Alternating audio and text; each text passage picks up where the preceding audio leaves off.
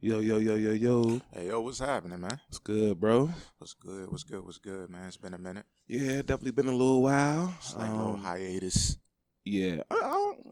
So what's your opinion? Like, I kind of like dropping the pod every couple of weeks. I feel like that's less. I feel like It that's def- more reasonable. it definitely allows more room for other things, Yeah, for other things to be done for sure. I mean, life happens, so. yeah. And then once you get on the board of like really promoting these Jones, it allows more time to promote hmm versus like promoting for a few days and then you already got to gear up for the next week's. Yeah, I mean, I ain't gonna lie. So doing it by like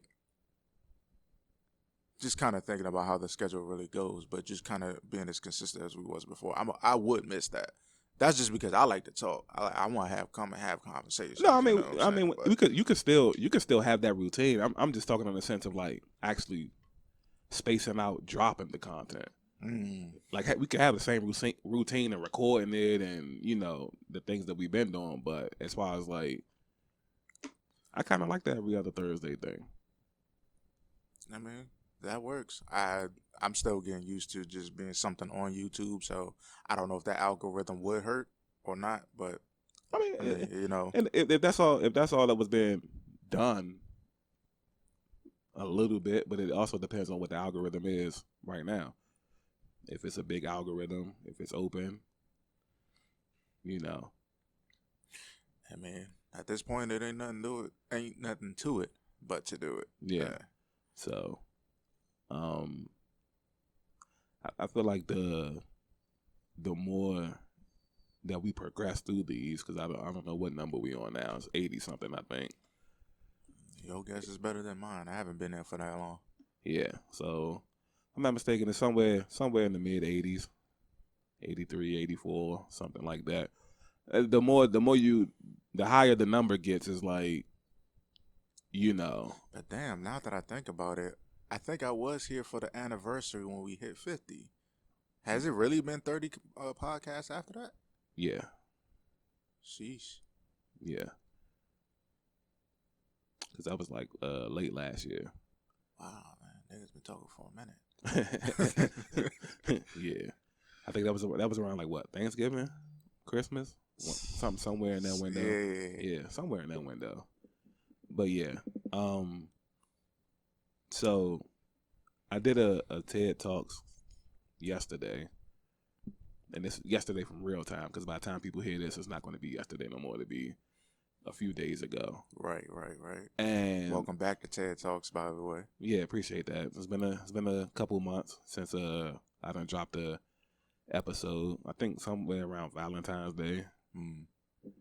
Um, but yeah, so I got a new format, and I've done a couple of audio onlys. Anybody that's been hip to the TED Talks is like sit down interviews with entrepreneurs, models, comedians, rappers, whatever creative side you have to you. Sit down, talk about your life, and the conversation just goes from there.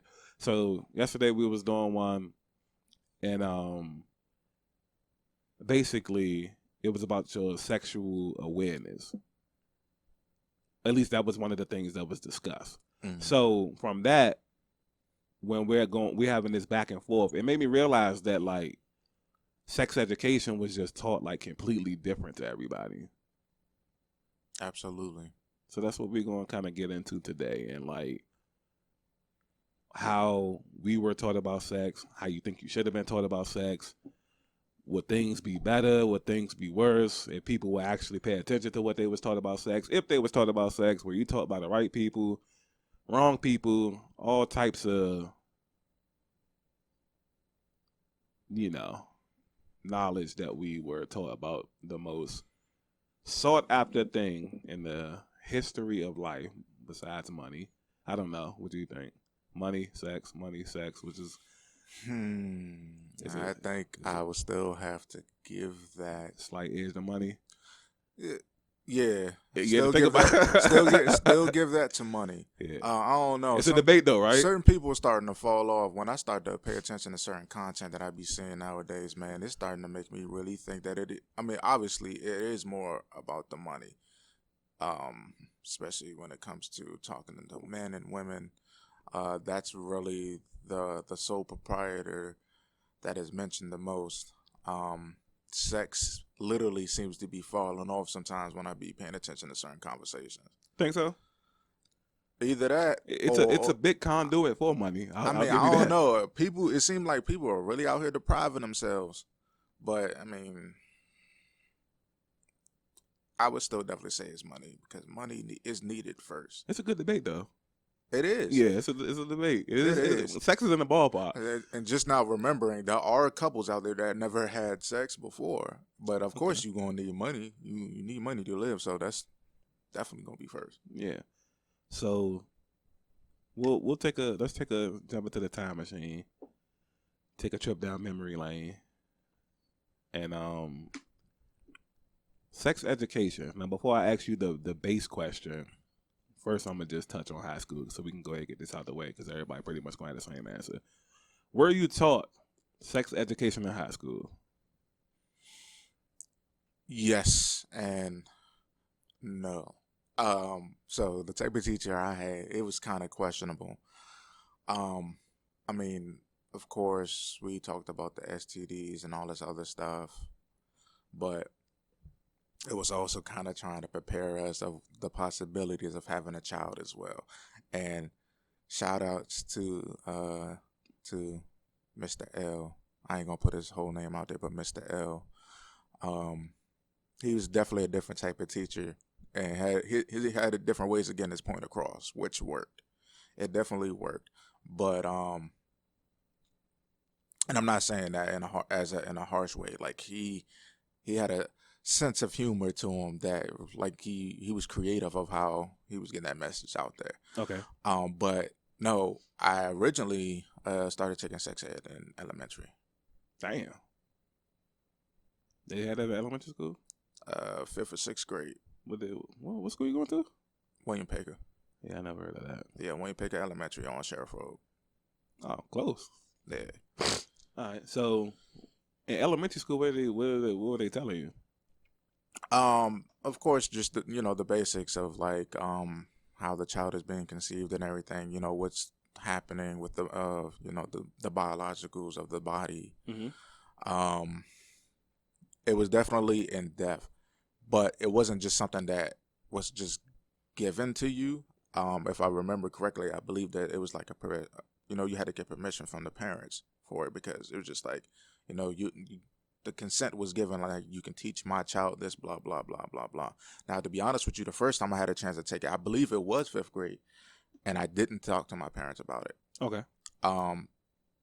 That's just the type of connection I had with my parents, so it's just like something it was kind of skipped, but I believe it was brought up to them by me or either by the school, because I think it was something that really kind of needed to be done or be taught. Mm-hmm. And because I believe it mattered to the grade and health class. Okay. So there was that. It basically became mandatory at a point. And so they were just like, yeah, hey, why haven't you taken this class or whatever? And I'm just like, I didn't talk to you guys about it or whatever. He was like, well, you need to know. So, it was either, I would have to say it probably was 6th grade that it was definitely, taken at that point. Like, okay, it's part of the grade. If I want to graduate or whatever, I mean, it mattered, so I took it. Obviously, I wasn't sexually active then because I hope not. Wasn't so curious as to what was going on. I was just like, so when they told your parents about it, since this is super early on, did this spawn like the birds and the bees talk or? No. Actually, there was a conversation that was taken out of context, and it got back to mom's. I forgot how old I was, but I think I was either a preteen or in the beginning stages of becoming a teen. Well, that is the beginning stages, or like just becoming a teenager, whatever the case may be. I can't remember. I was young, and So she basically came to me about that conversation and so there was explanations about it, but at the same time she was just like, yeah, I want to bring some type of awareness, which was it was cut and dry and short. I think it was I do believe I was kind of dismissive about it because of just like the type of connection I was having with my mom. At a certain point, at a certain age, I became more of an avoidant child. It was just like, all right, like I'm growing apart from you. Okay. Type of thing. You know how teenagers would be or whatever once you get a certain age. But the conversation just randomly came up. It wasn't, and it was not really in much detail. It was just specifically to that situation. So that happened. But then it was just like, all right, whatever. And see, the thing is, like life, as everything else for me in my life, life taught me about more stuff than what came from the household, which, I mean, I wouldn't really change. The only thing that if I was to change it, it was just typically because of the connection I would like to have had more with my parents. But I wouldn't change it simply because how I see it is they can tell you whatever it is they want to tell you. It's one thing to be told this, but sometimes you really got to go ahead and do your own research as well to feel more educated and inclined on the information that's given to you. Right. You know what I'm saying? And even then, to some people, that's still not enough. Chances is you gotta go through it to really know. God forbid that you have to go through one of the real hard stuff. Like, catching someone, all that or whatever. Yeah, but hope not. But, like, I wouldn't have changed that really because, at this point, I don't even think they were really aware, or maybe they was, and they were just discreet about knowing it. But I was out there. Not like being a hoe, but I definitely was sexually curious at a certain point and got active here and there. And, but just things that I seen on TV or whatever, which, I mean, I was able to tell the difference between the nonsense and the shit that was real. Yeah. Obviously, so that's one thing that was given to me was, to be able to use my common sense. But then I just got curious about other stuff, and then, like, the further I went in that journey, the more stuff I decided to want to pick up on and learn myself. So I started researching. Like, curiosity was the best. That's when the curiosity was a benefit for me. Okay. So, I think for me, I didn't even school-wise, I didn't even know about sex education until high school. But like you said, life, that was something completely different. As an outside kid in the urban setting, the age groups are always like mashed up depending on where you at. So because we spend a lot of time at the basketball court, it's like all types of different age groups. So while I think I was about 10, while I am 10 years old, there's 15-year-olds up here, 20-year-olds, 30, you know what I'm saying? Mm-hmm. And they're not going to separate people into age groups. Like, they're not going to be like, yo, y'all too young, go over there. You know what I'm saying? Mm-hmm. If they was like smoking or something like that, then they probably would do that. But on regular days where they just talking, mm-hmm. they wouldn't do that. So you could just kind of like hear like these stories, like, I was with Shorty last night, and this. So it's like the sexual curiosity is kind of just like thrust upon you from stories, mm-hmm. and you'd be like, damn, what the hell is sex? You know what I'm saying? Like, like I gotta see what they making it seem like this. Alright, I gotta see what that is. You know what I'm saying? Yeah. And I remember. It's crazy when you think back to like your innocent self. And it's like, I remember thinking like not all kids, but most kids probably thought that sex was you just was humping. you know what I'm saying? Yeah. And then it's like, I'm humping my fake little girlfriend. Like, yeah, I'm having sex. Man, Yeah, that definitely brought me back because I ain't gonna lie. Er- Like, er- I got so I attempted very, very early. I can't remember how old I was, but obviously I wasn't old enough. right.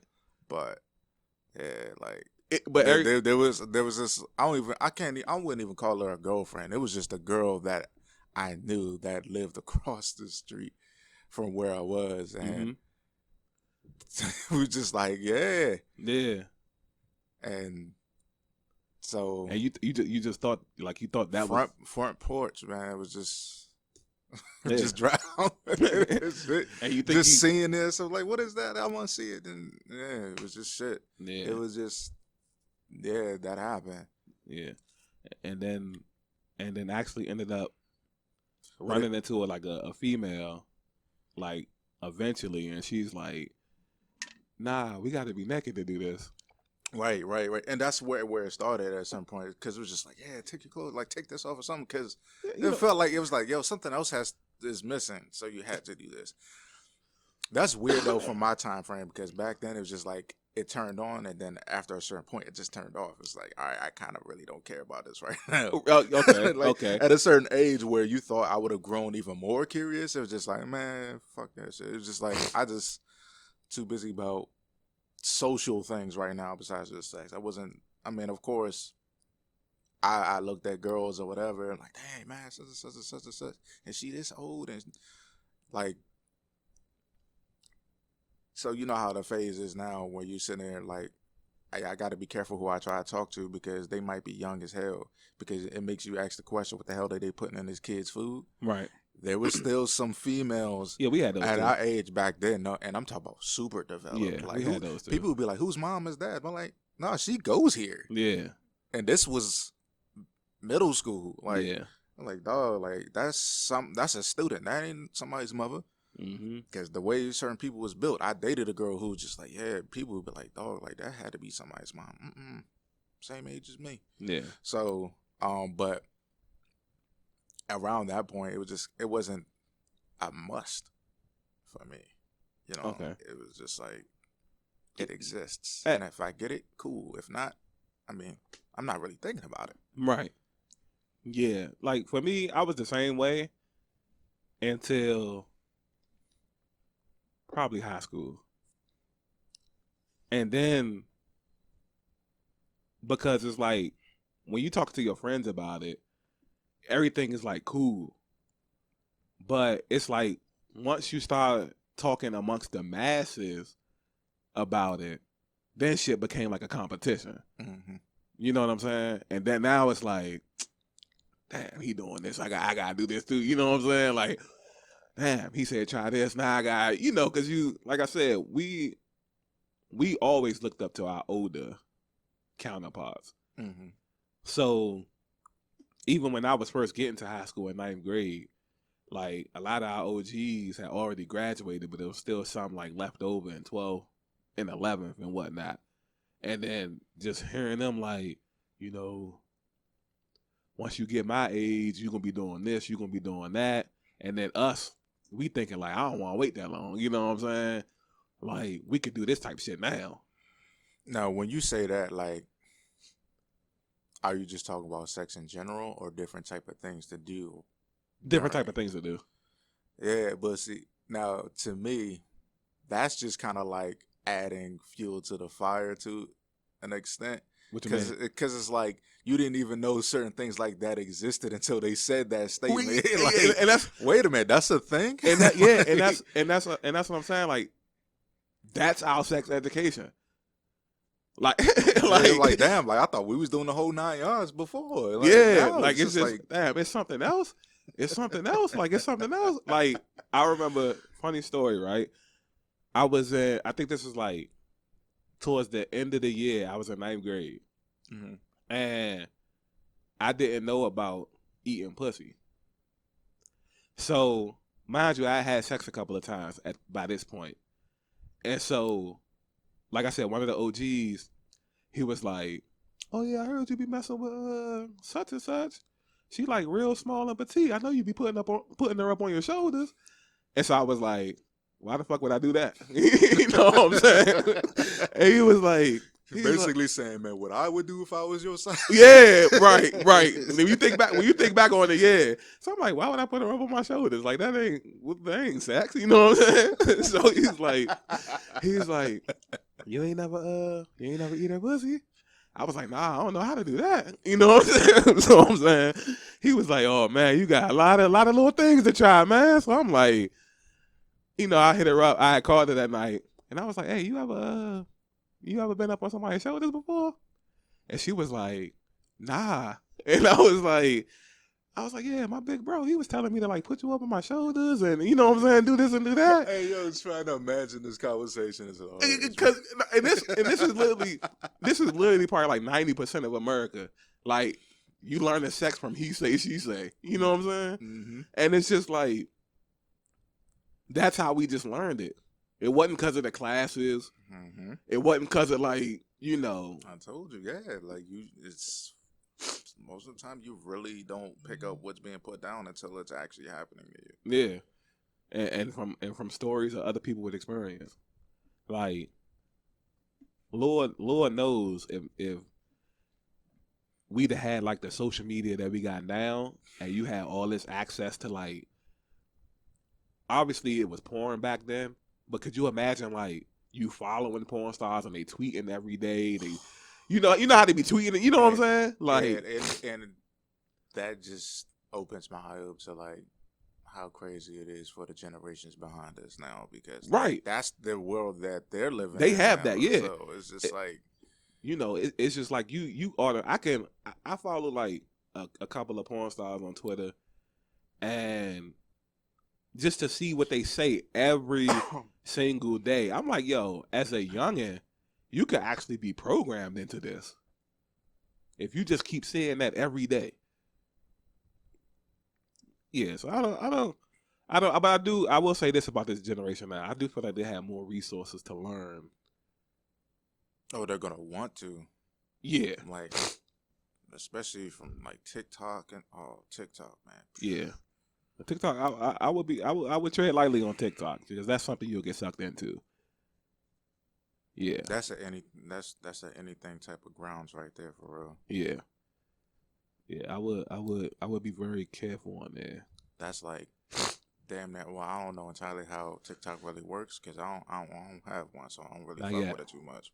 Yeah. But I would assume that there is not that age advisory.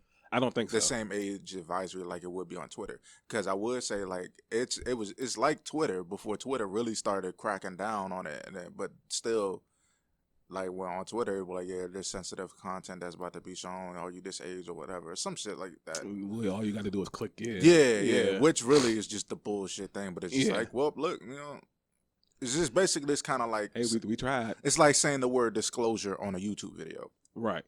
So, but yeah, like I assume it's just like how Twitter was before that shit started happening. Yeah, and it's just one. I will say TikTok is more balanced than probably Twitter, because Twitter, if you depend on the open algorithm from Twitter, they're going to show you a lot of porn. TikTok will just show you a bunch of fantasy females. And then if you get to liking these videos, then it's going to start feeding you more. They'll start to be less and less dressed. And then you'll occasionally start coming across the OnlyFans. You know what I'm saying? Like, can you not hear the problem in that sentence just now? Like, yeah, it's starting to feed you more. It's brainwashing this program. Like feeding you more. But this is what you like. All right, I'm gonna give you this. But it's on you. It's on you. That's why when I be scrolling the algorithm timeline on TikTok, I try not to like anything outside of like comedy stuff or short film stuff. But see, you gotta be careful when you say. I mean, yes, it is on us, but sometimes like we really don't pay attention, or we don't know how much we need or don't need. Yeah, that's true. We'll feed a. You got to fight. You got to fight though. If you got for to fight example, that. if there was a drug or whatever, well, shit, fuck it. We'll say drinking. Oh man, it makes you feel good. You just keep doing it, and you be like, damn, bro, like I ain't paying attention to what my limit is. I just know it fucking feels good, so I'm gonna just keep consuming this shit. Yeah, We just but sometimes we don't know when to fucking stop or eventually, what we don't need. eventually you're gonna have to realize like, damn, hold on, I got chills, huh? Oh no, yeah, you know, it's gonna force you to Yeah, stop. yeah. So like That part is gonna yeah. force you to stop, but there's shit that won't force you to stop. You don't know how far deep you are in until somebody has to pull it to your attention. Sometimes. Yeah, I can get that. Well, I just know like on TikTok I got like some good self awareness. I can feel myself You like, have to. all right, You have to. let me slow down. But as a kid, learning about sex, you kind of like pushing, you kind of like egging on. Because it's like once you find out about one thing, now it's like, damn, what else can you do? Damn, what else can you do? Damn, you can do this, man. Why are you telling me to do this? You know what I'm saying? If parents actually cared to continue to do this, and if it was super effective, if parental advisory was a stock market, bro, everybody be rich. Think so. Anybody who invested in that shit would be fucking rich. I don't know. I don't have too many friends that that learned like sex educate anything about sex can be classified as sex education, by the way. But I don't know too many friends that learn through their parents though. Do you feel like that's a problem? I feel like that's a problem. Yeah, Kinda. yeah. Because the thing is, it's just like I don't know why. For one, that's not really being addressed. Some people, I guess, some parents are just uncomfortable. Might be. Others is just like it just don't happen. And then it kind of baffles me sometimes for those who do that, and then they'll get upset, like you doing this, you doing that, blah blah blah, X Y Z. I mean, yes, the world is the world, but at the same time, for parents to be so upset or have that part of their reaction, are you really taking the time out to actually talk to them about that? Right. Because the thing is, I just don't see the point of you being upset about them attempting to do something that you never took the time to speak of in the first place. You think that really is going to stop them from doing that? No, the world is out there. Right. Like, where do you think you live? Like, come on now.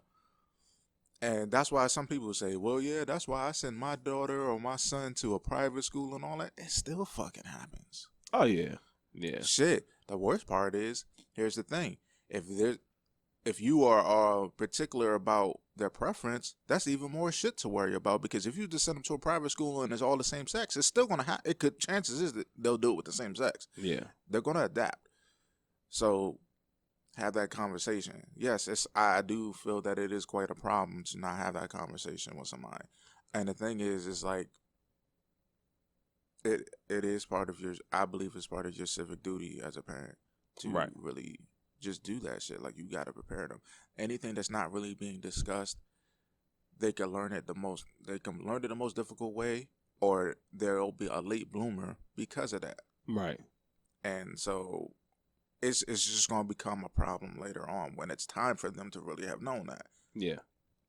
Just get it out the way, just like be responsible enough to have that conversation, because you never know where they're going to get it from, or if they get it from somebody else off of the street, you don't want them to learn.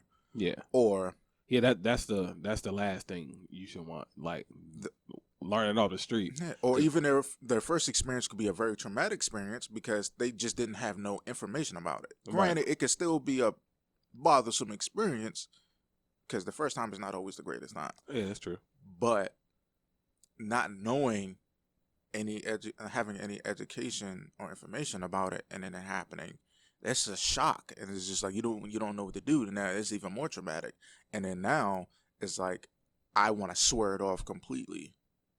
Now, if you have information about it and you're just like, look, I'd rather not, religion or whatever the case may be, and I'm gonna just swear it off, that's you. But there's people who go through that traumatic experience and just like, yeah, it's fucking ruined for me for life. Right. I don't even want nobody to stand next to me because of that. So, yeah. The effects be diverse because somebody can be just like that, or they can turn into the ultimate sex machine. One thing, if parents if they choose not to talk about it, because at the end of the day, I guess you don't have to talk about it, but I feel To like me, you do, man. I mean, yeah, It's helpful, yeah, bro. Like, it will be super helpful. I feel like you should at least go over the basis of don't do it until you married. hmm like, come on now. Why would you not want to help your child be aware? Whoever it is that you're taking care of, Yeah, that is relying on information and teachings from you, why would you not want to prepare them and have them aware of stuff? right. Like, you, that's setting them up for failure to me. So it's just like, Kind of like yeah, because it's the lack of education, and then if you are out here just wandering around, bad information going to find you. Like that's just society. You know what I mean? And even if you do run into like good information, the bad information is just more tempting. mm, Especially once you get that curiosity. Once you get the curiosity, it's pretty much a wrap anyway. You know what I'm saying? yeah. Because you're gonna keep pressing the issue. You get to that age where you just have to find out for yourself. Yeah. And then Lord knows if you like it, oh yeah, this could be something I can add into the, you know what I'm saying? Like I could do this, you know, play some basketball, try to give me a little honey or something, you know what I'm saying? So do you feel like, because I'm curious, because I went to two different elementary schools. I was super young, so I kind of vaguely remember my first one outside of like fourth grade. And when I first moved to Maryland, I went to Berkshire, the one that's closed up. Mm.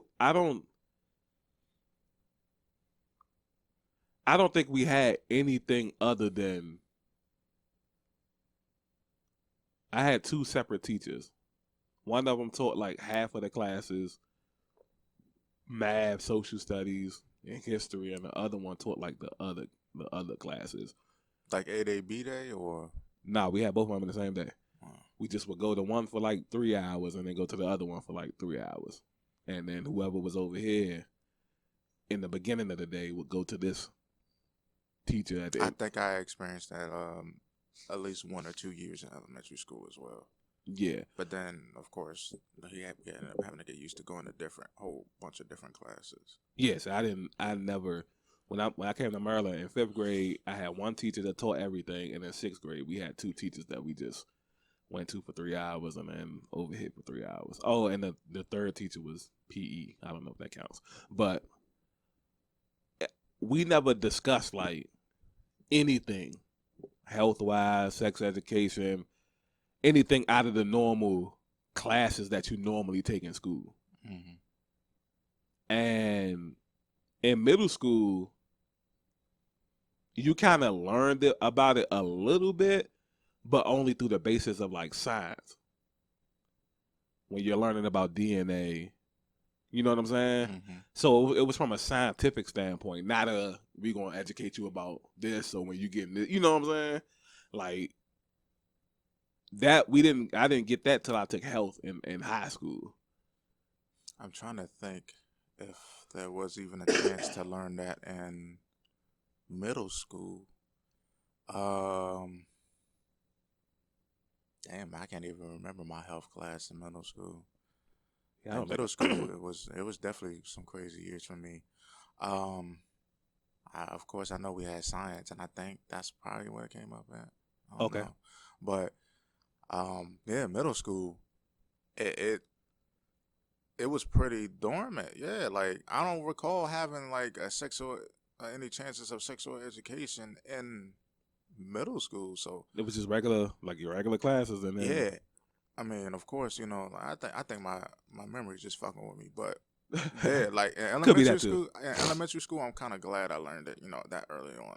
Yeah, I You know, kind of feel or like at least got, you know, the grazings of it. I kind of feel like that's better because I feel like the younger you catch the kid, the more that they could be aware going into a situation. You know what I'm saying? Mm-hmm. And instead of, because basically what you're doing is you're just leaving the kid out to dry. And when you leave a kid out to dry, like it's almost no coming back from that situation. Facts. You know what I mean? Like I especially feel for like a female standpoint because you know, as dudes, at least when we were younger, as dudes, it was kind of like you getting like you wanted to have sex for sport. Yeah. Females, it was more like they needed the emotional attachment. You know, you got to sweet talk them, and you got to, you know. Well, back then, from my memory, Mhm. now not middle school, high school, of course, you know, because obviously the value of thyself and self talk happens, Mhm. but middle school and all that, like it was a bit of a hit and a miss. Like Okay. I know that there was some rambunctious females back then that was just like, yeah, like I gotta do it too, a notch on the belt. Like Oh yeah. Okay. I in middle school, I definitely the women or the females were just as much as of a hunters as the boys were. Okay. Yeah. So we didn't have that. Yeah, like Yeah. there was times like I gotta be careful what I say because you and Mike will let a nigga have it, bro, and just be like, mm-hmm.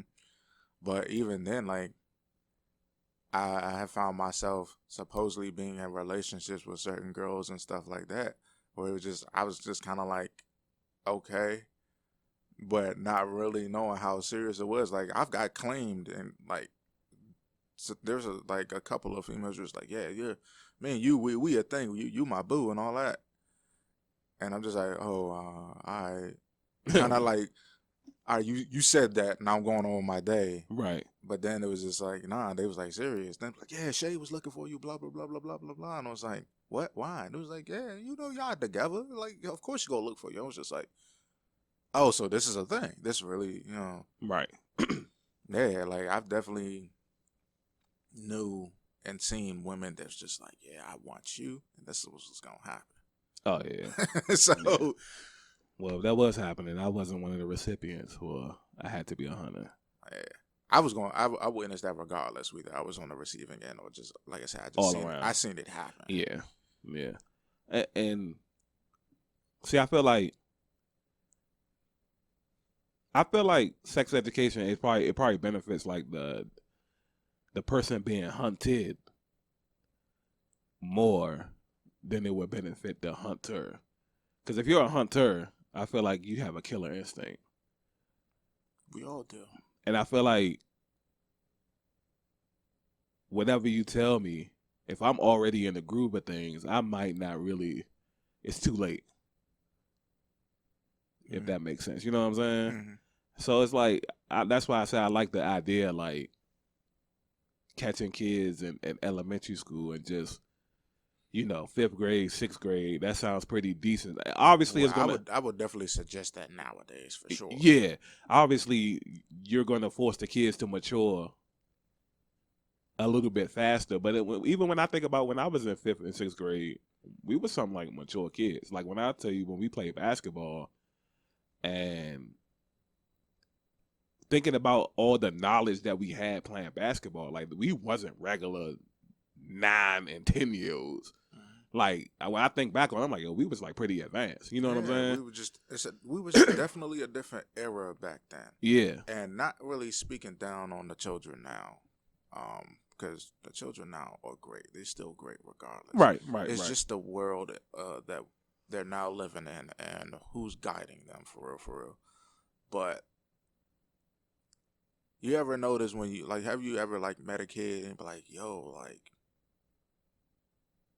that's crazy, like your parent raised the hell out of you, man. Yeah. Like that's amazing. Like, yo, you are so mature. Like I've actually experienced kids, like I've met kids and children where I was just like, yo, like that's one hell of a kid right there. Right.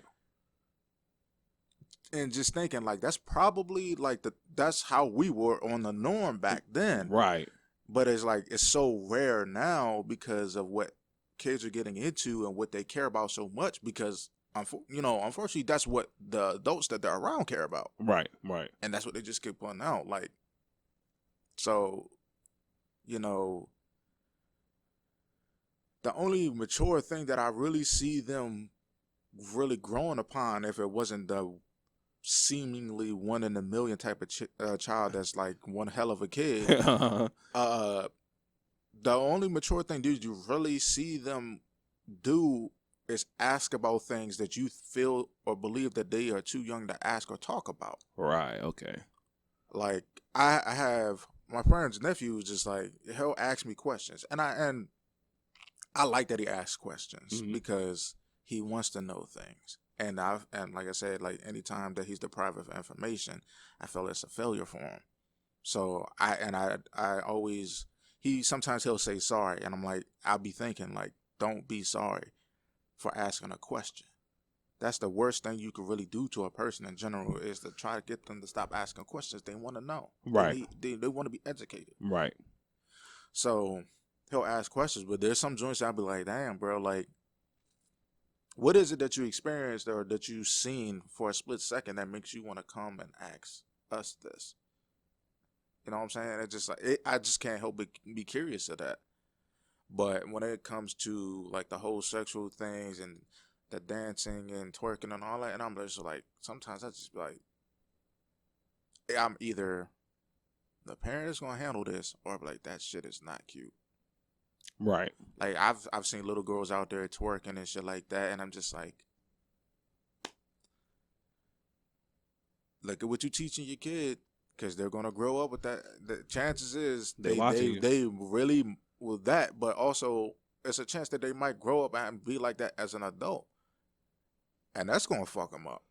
It's either they're gonna get taken advantage of or they're gonna get looked down upon because of the type of shit that they do. Because somebody's gonna grow beyond that and be like, "Oh, like the fuck are you doing?" Yeah. Or I'm gonna treat you like shit because that's what I perceive as like somebody who's being trashy or something like that. Yeah, because that's what that's the disconnect. Because that's what dudes are like.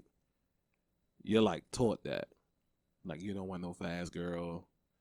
If she dressing like that, she not right. You know what I'm saying? Mm-hmm. And it's like that's one thing I can say that's pretty much stuck the same throughout all the years is the way dudes thought process on females is pretty much still the same.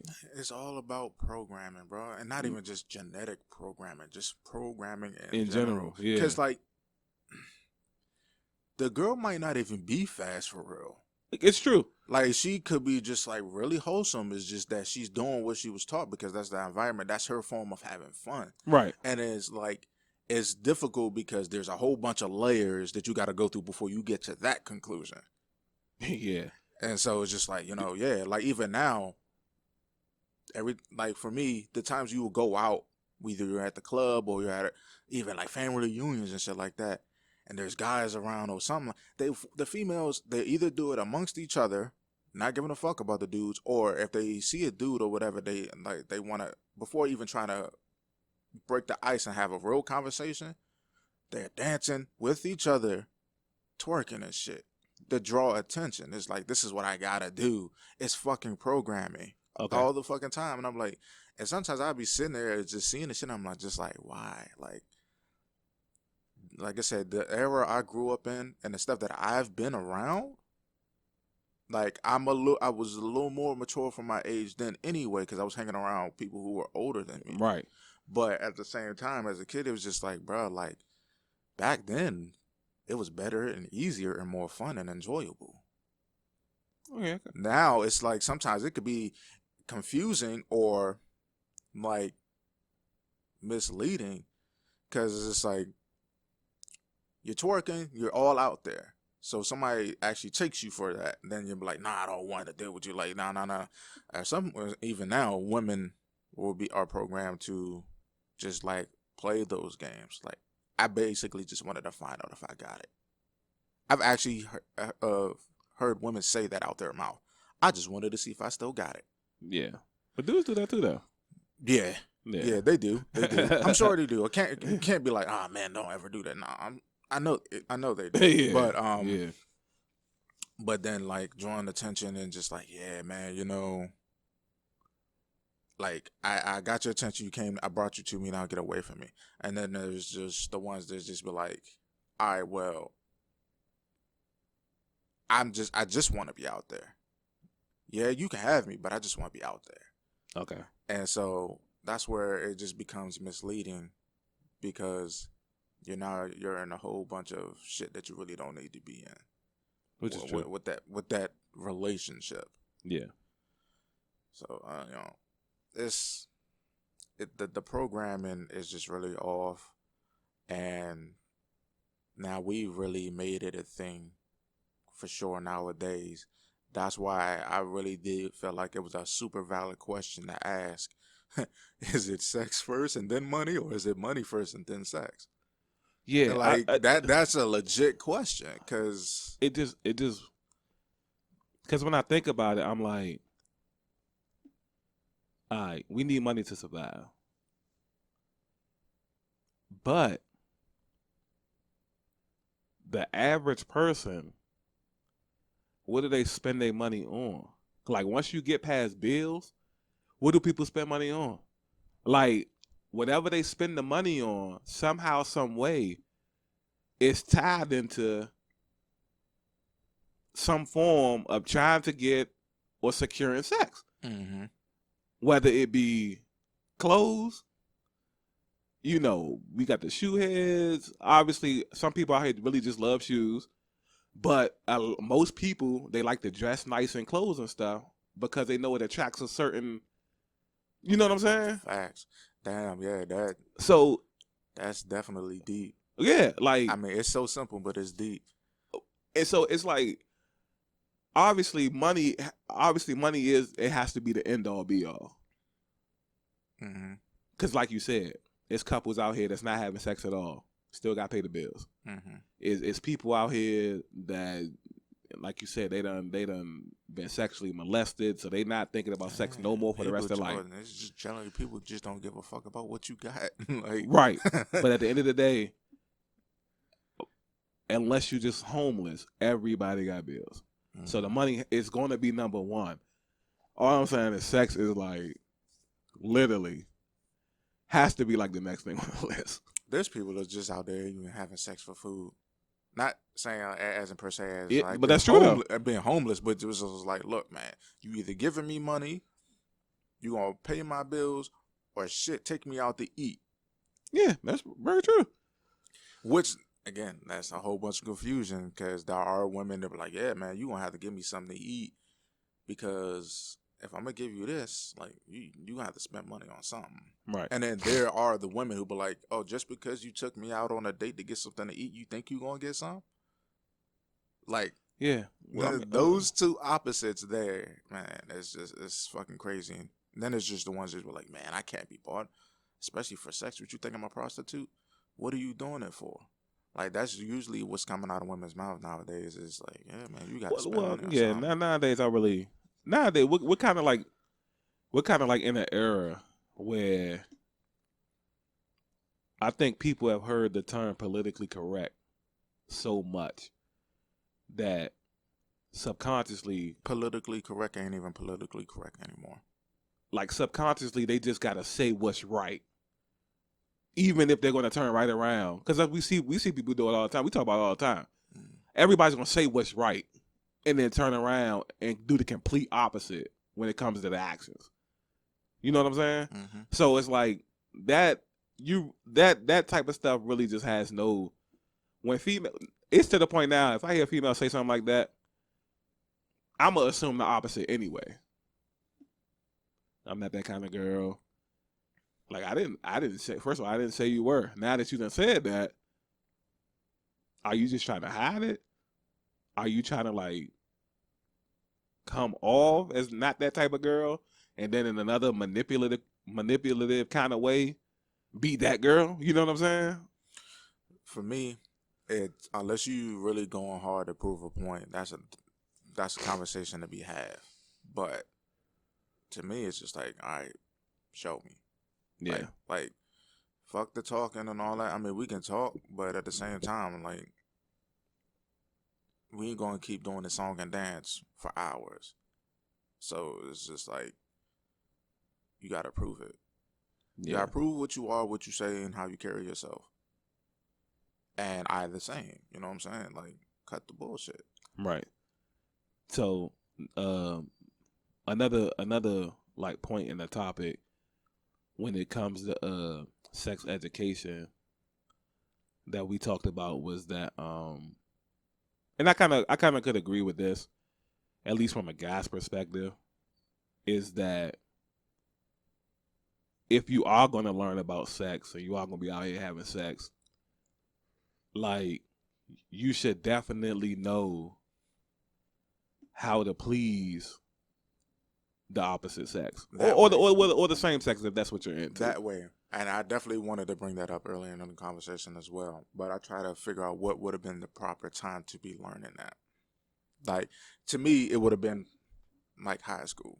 Think so? I mean, because I feel like that should come later on. I feel like that should come later on. I mean, now there are. I don't know what the stats are about children really. I know it happens, and probably, definitely, obviously more often than it should. But for it to be happening around middle school, I mean, of course, you're capable of getting pregnant by then or whatever, or even before then. But high school definitely is happening. Okay. So, it's just we're juvenile adults, if you will. Yeah. So now, it's not really the encouragement to do it.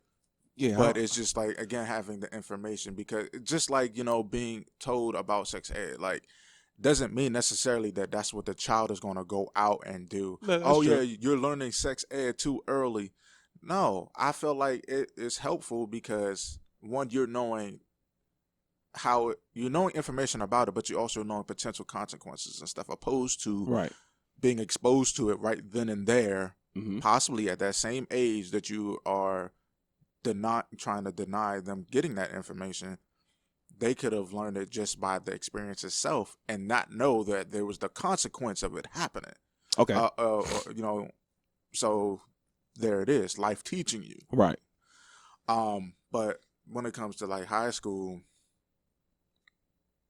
I mean, I think you're well aware, or you should be, and now you're in that environment, and of course the hormones absolutely do jump and this and that. Yeah, blah, blah, blah, so shit I feel like if you learn that in high school, I kind of feel like at that point you're pushing people to have, like, if I was to learn how to properly please a female, I feel like if you were single, that is, I do believe at that point you do have the maturity. You will probably want to run through females. You will have the maturity enough to know what to do with that, though. You know what I'm saying? Would you? That's high school. Would you? I would believe so. I mean, you got to give credit where credit's due. There are definitely some mature high schoolers. It is, but that's giving a high schooler a superpower. And me being mature without a power is different than having to be mature. So here's the thing. What would you rather in this scenario? I don't want to say what sounds better, but what would you rather in this scenario? That chances is they're going to do it anyway and not know what they're doing, so it's a hurtful or traumatic experience. Maybe. From either male or the female.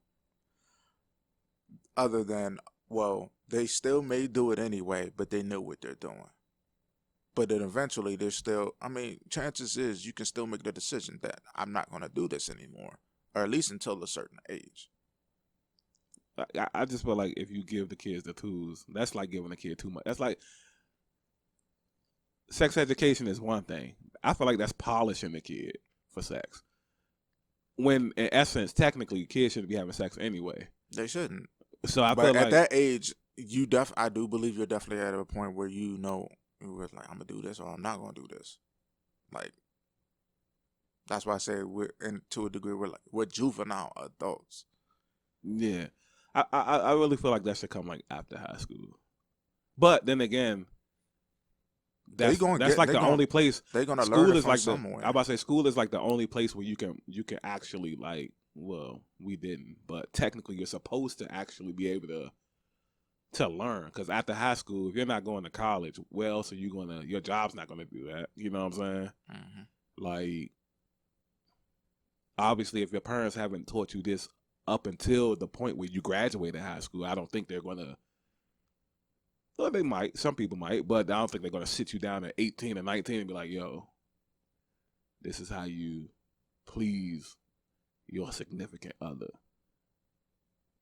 Yeah, I don't know. It's just I don't. First of all, I don't think that's probably spoken about enough. Big outs to those parents that actually do have that conversation. I wonder because it's just like, first and foremost, that's if your parents even know what they're doing, or if they need to, if they need to upgrade their arsenal a little bit. Cause so and so many things, like it's so many variables. So it's like, but at the same time, I do believe, honestly, that is a very sentimental thing between the people that are doing it. Yeah, like you got to discuss what works for you amongst the two that are actually doing it. So, and that does build a bond.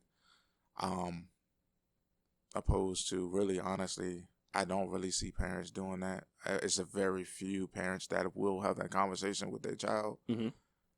But you're learning it from the streets and your friends. Oh man, you gotta do this and you gotta do that. That's not good. That's not you learning from your friends. Yeah, that's not good. If you ain't learning by yourself or from porn or whatever, you learning from your friends. Yeah. So you're not opposed to learning from porn. I mean, and that was brought up as well. I'm not opposed to learning from porn because I was explaining how a lot of people did watch porn, but when it comes to that, the only thing that I've learned is that there's different kinks and then different positions in anything. But otherwise than that, I didn't take that seriously. And that's what I was saying, because I'm like, porn is not meant to educate us; it's entertainment. Like when they're making porns, they're not making porns to be like, all right, we're gonna teach people how to have sex. Like no, to me, it's a very small chance that they're actually enjoying it. Yeah, it's entertainment. Like it's females, whether females be fake moaning, really moaning, some don't be moaning at all. You know what I'm saying? So and that's why I put the contrast between people who are on OnlyFans and those who were doing it like before that, because OnlyFans to me it's just like you're doing it to comfort yourself. Like you actually want to do this. Like you already got set up with the people you would normally do this with anyway. Opposed to back then, oh well, man, you got such and such Johnny Stromboli the fuck today. Damn him. I I don't think it was like. You probably signing a contract so you know who you about to have sex with. You just show up, but at the same time, it's just like you're like, I don't want to do it, but I got to. It's business, you know what I'm saying? Opposed to OnlyFans, you got more freedom than choice and such. You know, you probably could. You probably a little. I bet you the top tier porn stars probably had a little bit more freedom. If you was breaking into the business, you probably had. Well, now. I would believe now because now you learn the game. Well, back then you don't think Pinky got to decide who she was going? No, I'm having. But now she's made more of a name for herself because now she's actually bringing in porn stars to her shit. That's what I'm saying. But I'm talking about like back then at the height of her career. I'm quite sure she had say so and like, yeah, I can mess with him. Nah, I don't want to mess with him. You can do that. You always have the option to do that. Yeah. It's just you're also going to have to turn away the money or whatever. Because that's what it comes down to. And that's what I definitely learned back then for, porn back then it was definitely difficult for the black women. It was definitely difficult. Difficult for everybody. Because one, it was just like they weren't, I guess it wasn't really respected enough for the money or what the numbers was looking like in the first place. It was just like you low ball on them and shit like that or whatever. And it was amongst other things. Yeah, I wouldn't say from my understanding of how like the stuff type like works is like I wouldn't say it was low balling. I would say like they get paid a base price, and then based on sales and revenue, you get paid. Man, I believe it's just like they was getting the fuck over, kind of like how black wrestlers was trying to come up back then. You know how people was just trying to fuck them over. The numbers wasn't right or whatever. Or shit. Yeah, but I've even heard there was wrestlers out there that was like wrestling for $20 just to get pizza. Yeah, and that's true. But at the end of the day, it's like I just try to put it in a scenario there. Yeah, if you're bringing in, if you're gonna get paid a base price, that kind of stuff like porn and wrestling, that's like it's a salary, but it's also commission. If you're the main person selling out arenas, you're gonna be getting the most money out of everybody. You selling the merchandise, you're gonna get the most money. Like if I'm opening up the show and you main event in the show, we're not going to be getting paid the same amount of money, even though we're on the same show. Mm. You know what I'm saying? It's the same thing like with porn. Like if it's a female that they used to do DVDs.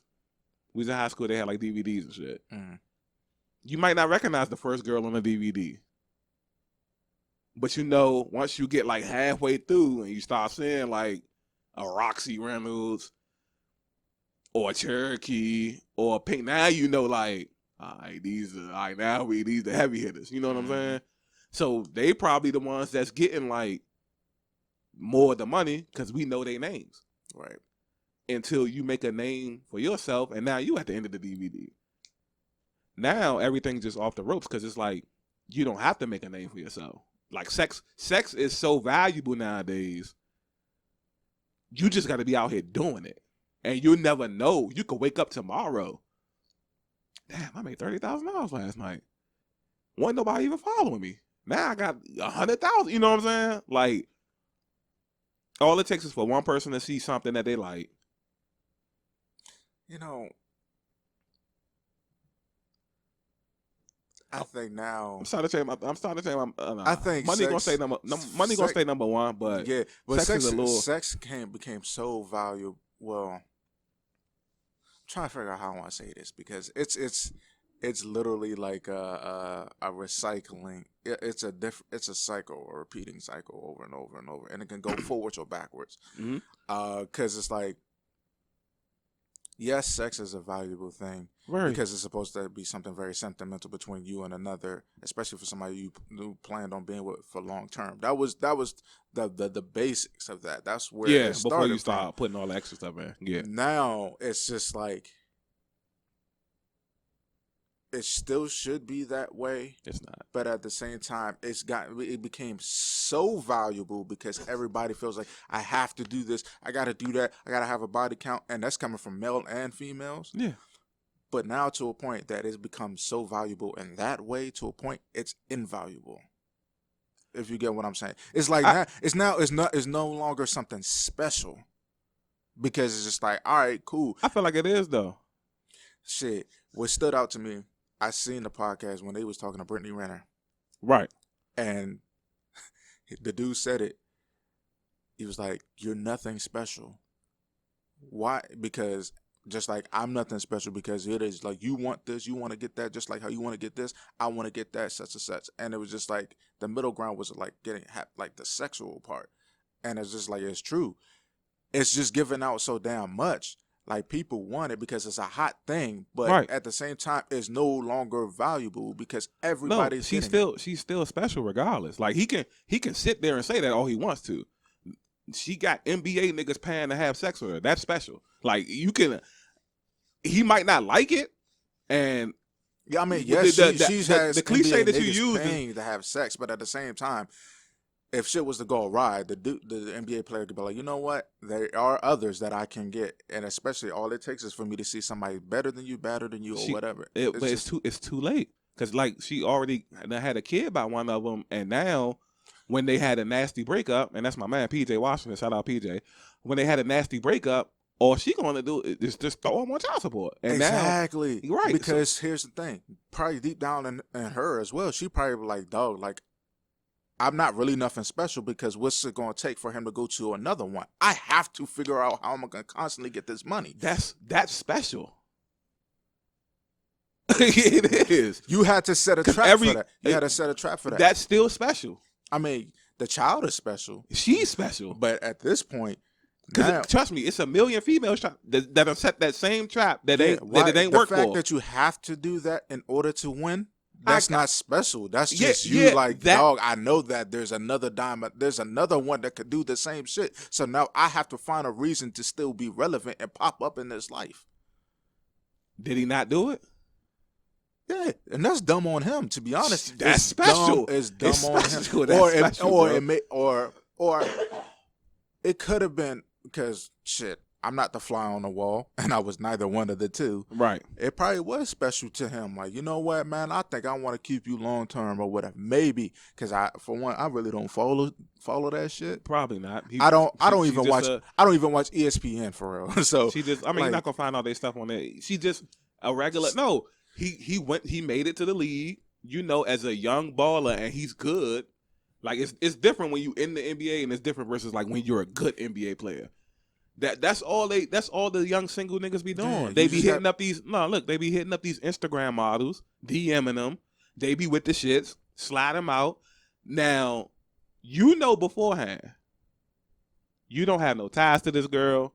Y'all not in no relationship. You sliding in her DM because she looks good. Mm-hmm. Now, the hot commodity. When you fly her, because she was, like you said, she was nobody before the first NBA person. So you fly her out. That's on him if he makes that conscious decision that while he's having sex with her, he's going to nut in her. Mm-hmm. Some people do it just for the sake that they said that they did it. Or it's just part of their kink or quirk or whatever. So, like, that's what they do. What I'm saying is, though, like, again, you being a hot commodity, like, you're valuable until you're had. You know what I'm saying? So it's like you're so valuable that you're invaluable. It's like money. For real. If everybody was rich or making a lot of fucking money, do you think the dollar would have any value anymore? Probably no. The government, but this not that though. The government wouldn't give a shit. But this not that. Everybody can have sex, and sex is still valuable. Sex is not money. My point is this: at first it was so hot, it's a great thing. It still is a great thing. I mean, it's a great thing for the wrong reasons. But see, like I said, once you achieve that, it's like whatever. It's just like you go from $1 to a penny at this point. But that's not what it is. You sitting right here saying it. That's your opinion. But the generation of the billions of dollars says otherwise, bro. What made to me right now, and people may not be wired like this anymore. Right. A lot of times, what made it more special or more great was the thrill of the hunt.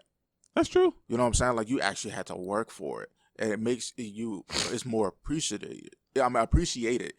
I wanted to say appreciative and appreciated at the same time, but you appreciate it more because you worked for it and everything like that. Just like, when how they say, like, it'll be a lot more better if we just wait, because it's like you're anticipating it. You got this build up emotionally and mentally for it. That's true. Yeah. So that happens. Now it's just kind of like damn near like just giving out. Like, but you know why? And I like to tie back in other podcasts that we did.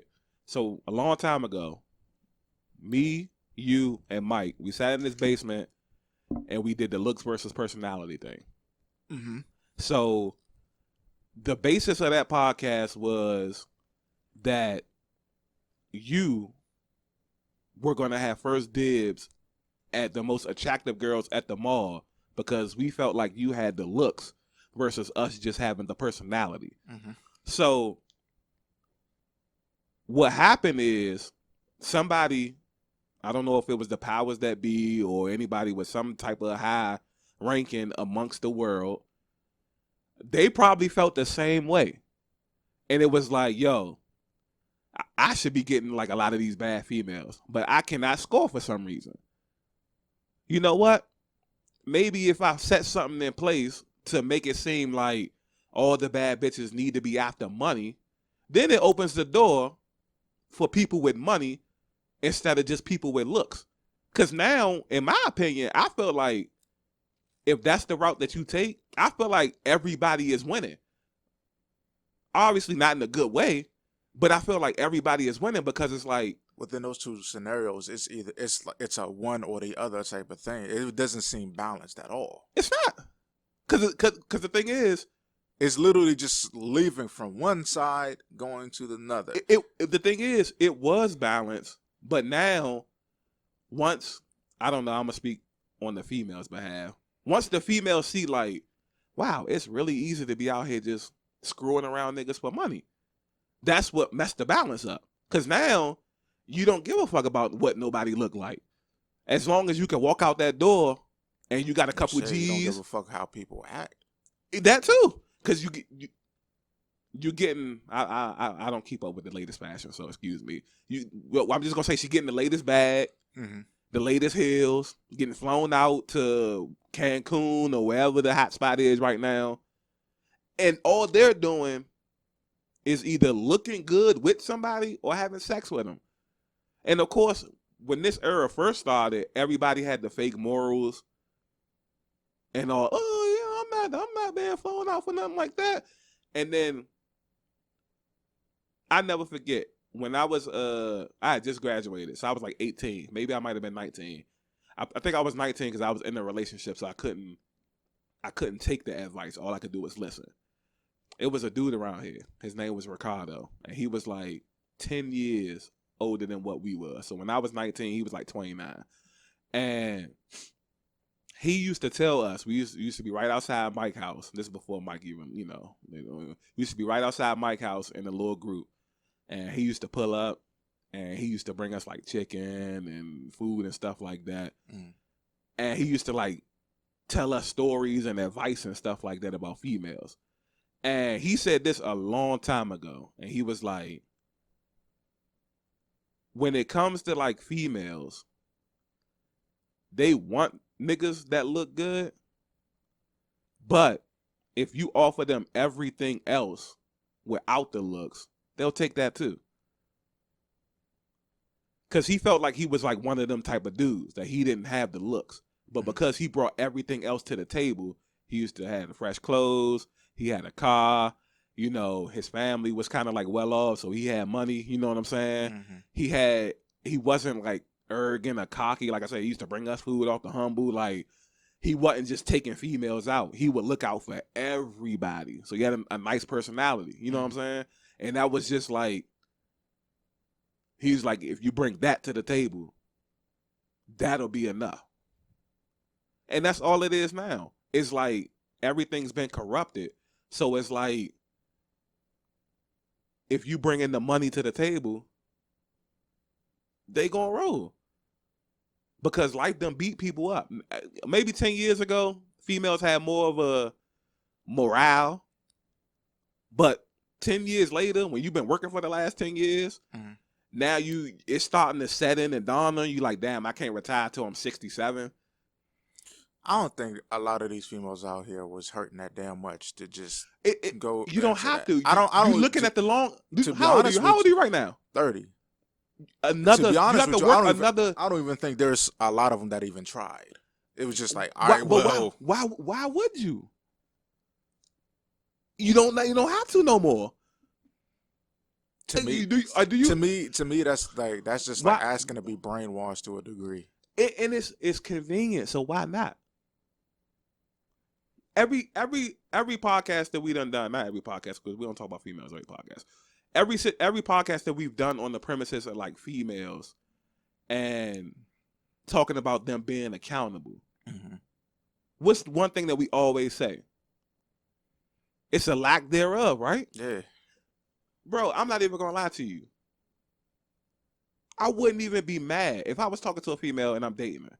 Mm-hmm. And we've been dating for like let's throw some lengthy shit on it. Let's say we've been dating for 6-7 years. Mm-hmm. I'm thinking about marrying this chick and everything. I'm setting up a surprise proposal, this and that. We got a routine of living. We both working in career fields and yada yada yada. Mm-hmm. And let's say, because social media done this technically, so this wouldn't be a fabrication. Social media has blurred the line between like regular people and celebrities. You can interact with celebrities way more nowadays than you ever could. Yeah. You know what I'm saying? So let's say a celebrity slide in my girl DM. Yo, I can take you away from all that. You'll never have to work again. You know what I'm saying? I can give you like a life that you never had. You traveling area, but and she gone. Exactly. And I can't even be mad at that. Cause it's like, bro, I don't want to, me personally as the dude, I'm 33. I don't want to work for another 30 years. Yeah, so I'm not mad at more often than not. Yeah. Right, exactly. That's and ain't unless you got that rare breed that's just gonna be like, nah, I'm good. Nah. But I'm nowadays I'm not expecting that. I'm not gonna kick my hopes up. So and it's unfortunate. It's so unfortunate. Like, that's what I'm saying. It's that brainwashing shit. Yeah, but I'm not. You can't. I'm not gonna hate the player. I just hate the game. Like that's what it all comes down to. Yeah, most definitely. Because it's the matter of, you know, there's people who don't give a fuck about that kind of like the moral shit, and then No. and then sometimes the women don't know what's happening to them, or they're just like, you know what, easy way out. It's just like it's a form of manipulation. No, that's the easy way out. It's no better way to describe But it than the bribery is always the form of manipulation type of shit, and so of course they're most of them are going to, and I have to say most because I do believe there's definitely those who don't, but that are definitely going to go for it. And I'll give you 8 out of 10. It's that it's just a brainwashing kind of thing. And like also when it comes to accountability, for real, a lot of this has happened because we lacked on that. We just made it so simple for certain things to exist. Right. Or we just didn't care to just like try to change that or whatever. And there's other things that factor into it as well, like the law, or just, you know, social idealism, like, you know, I mean, that's a woman, so that, you know, they should be able to get away with this, you know, because that's just how we feel type of shit or whatever. Right. It's what I call negative reinforcement, because it's just like dealing with a kid. You know, the kid going around being an ass, but it's just like they don't receive the type of reprimand that teaches them not to do that. And that's what happens with women. To them, it's, we're not going to fix something that's not broke. Right. But it's not broken because we made it that way. No, it's broken, but I mean, it doesn't. well, I want to say because this is where men got to take accountability too. We made it so easy for that to be the thing.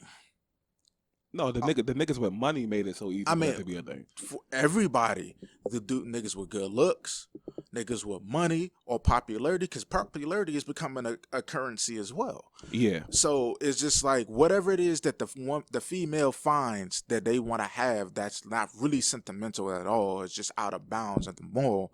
They're gonna go for that, and so now at first it was just like, I have to find something that female wants, and we have to introduce that to them. And then we found out that it works. We found out that bait works. It went from that to just growing into now women are recruited that way because they're exposed to that. At this point, it didn't even have to be that a man would go and introduce that to the female. Right. It's just like, well, now I'm pretty, or well, they're pretty, and that's all it took. And I feel that I'm pretty, so I should be able to get the same shit. So it's just like, the idealism comes in again. So it's just like, now it doesn't even have to be, I didn't even have to step out and for my journey that way to be introduced or have received the first offer. No, all right, I feel that I deserve that. Right. So now I'm going to go get the entitlement. So they're being recruited that way. We have to take responsibility as men all the time. And I used to say this all the time going to the club. I seen my mans go through like some odd ass situations with females that he met at the club. And that's why, like, at first I was just like, damn, bro, like, he, like, the momentum of the conversation and fellowship kind of changed when a female's around, because I've actually seen females like do the most, try to be disrespectful and all this other stuff. Right. They were acting like groupies for my mans. Right. And I'm just like, bruh, first and foremost, he probably wouldn't have came if I had decided not to come because he wants to hang out with his homie. Secondly, it's just like, dog, you don't even have to do that. Like, you're exerting the fuck out of yourself and making yourself look hella retarded to me. So while you probably think that, oh, well, yeah, I can do this towards you because of whatever value I believe you have, first and foremost, you don't know what value he has. You just know what you see. And secondly, like, you're just doing so much. So the point was, I was able to see how fucked up the situation was because now I have more time to observe because I'm not part of it. Right. So it's more silent. It's more peaceful and quiet for me to see certain shit. And it was a regret after regret after regret after regret. Mhm. And then it was just like, now I don't even have to see my mans go through any problems anymore. I'm just like, I see, already seen it for what it is. Like I said, you just have, when you have more time to yourself, you have more time to observe and think Right. and make sense of shit. So I was just like, bruh, like, there's the niggas who can get somebody and the niggas who can't. And I've hung out with both. Okay. Or feel like they got to do the most. They got to try. They're desperately trying to get the female. And it's just like, bro, there's these females that walk around with the shittiest fucking attitude. And you want to know why they do it? Because it works. It's an empowerment. It's a currency for them where they literally think, and this is how they're able to play these games. They came up with these games based off of what works against us. Because it's like, yo, like, for real, I don't even give a fuck about niggas. In fact, I'm not even attracted to niggas. But in order for me to feel great, I want to see how much attention I can draw. Right. So it's shit like that. Women will play mind games. And the only reason why they're able to play mind games is because we just either we haven't figured it out or we don't care to go against it for real. We just make it simple for them. Like, all right, I'll play that game with you. Yeah, but You know what I'm saying? Because a nigga might feel like it's easy for him to beat that game. Some. Yeah. Oh no, they gonna work. And then to those it's just like, well, look, man, I got the ass. Like that's all I really want. So it's like, so you feel like you're winning. But here's the thing. Now we're just encouraging that shit. We're talking about, we want women to be held accountable. We want them to take accountability. They don't want to admit to a lot of shit that they're doing. But it's always another nigga out there that's going to fucking encourage that shit. That's why women just do the shit that they do. Right. Like, if they fucking cheat or whatever, I don't give a fuck. I ain't got to admit to it. Oh, I'm still good. Blah, blah, blah, blah, blah. Or I need to get money. I deserve this, and this, and this. You want to know why? Because it's going to be somebody that's going to give it to them without consideration of holding them accountable for shit. Right. Why? Why should I give you this? Sex. That's why I say that the valuable thing is so fucking valuable in the wrong way now that it became invaluable. But you just can't say it's invaluable though, because it's like you said, like look at everything you just described. At first, it came to a difficulty. There was still a challenge because you would either have to acquire a lot of money to get it. Now, like I said, you gotta you're looking good. At first, there was the time that you just physically you look good and I want it. Then that kind of fade in and out for quite some time. Then it was just the money thing. And then money thing, and that still happened in olden times. But I believe that's what came second. Okay. Then is happening now. Where the challenge is you always got to do something. You got to challenge yourself and make yourself better in some way, form, or fashion, unless you want to be a dealer or whatever the case may be. Then, you had to put yourself through the challenges to acquire that money. Now, it's popularity and shit like that. You're making a name for yourself. Now there's like, I've seen women, they be like, Jug, just to shut you up or be able to shoot you off of your pedestal or something like that, I can bag you too. If the thing is, if you was to challenge a fucking female, for those, the real women that are really worth going after, at least to a certain degree, they are going to go for those who challenge them. You want to know why? Because it fucks with their ego. Women are very egotistical. Right, but that ain't the basis of like the conversation. Like niggas,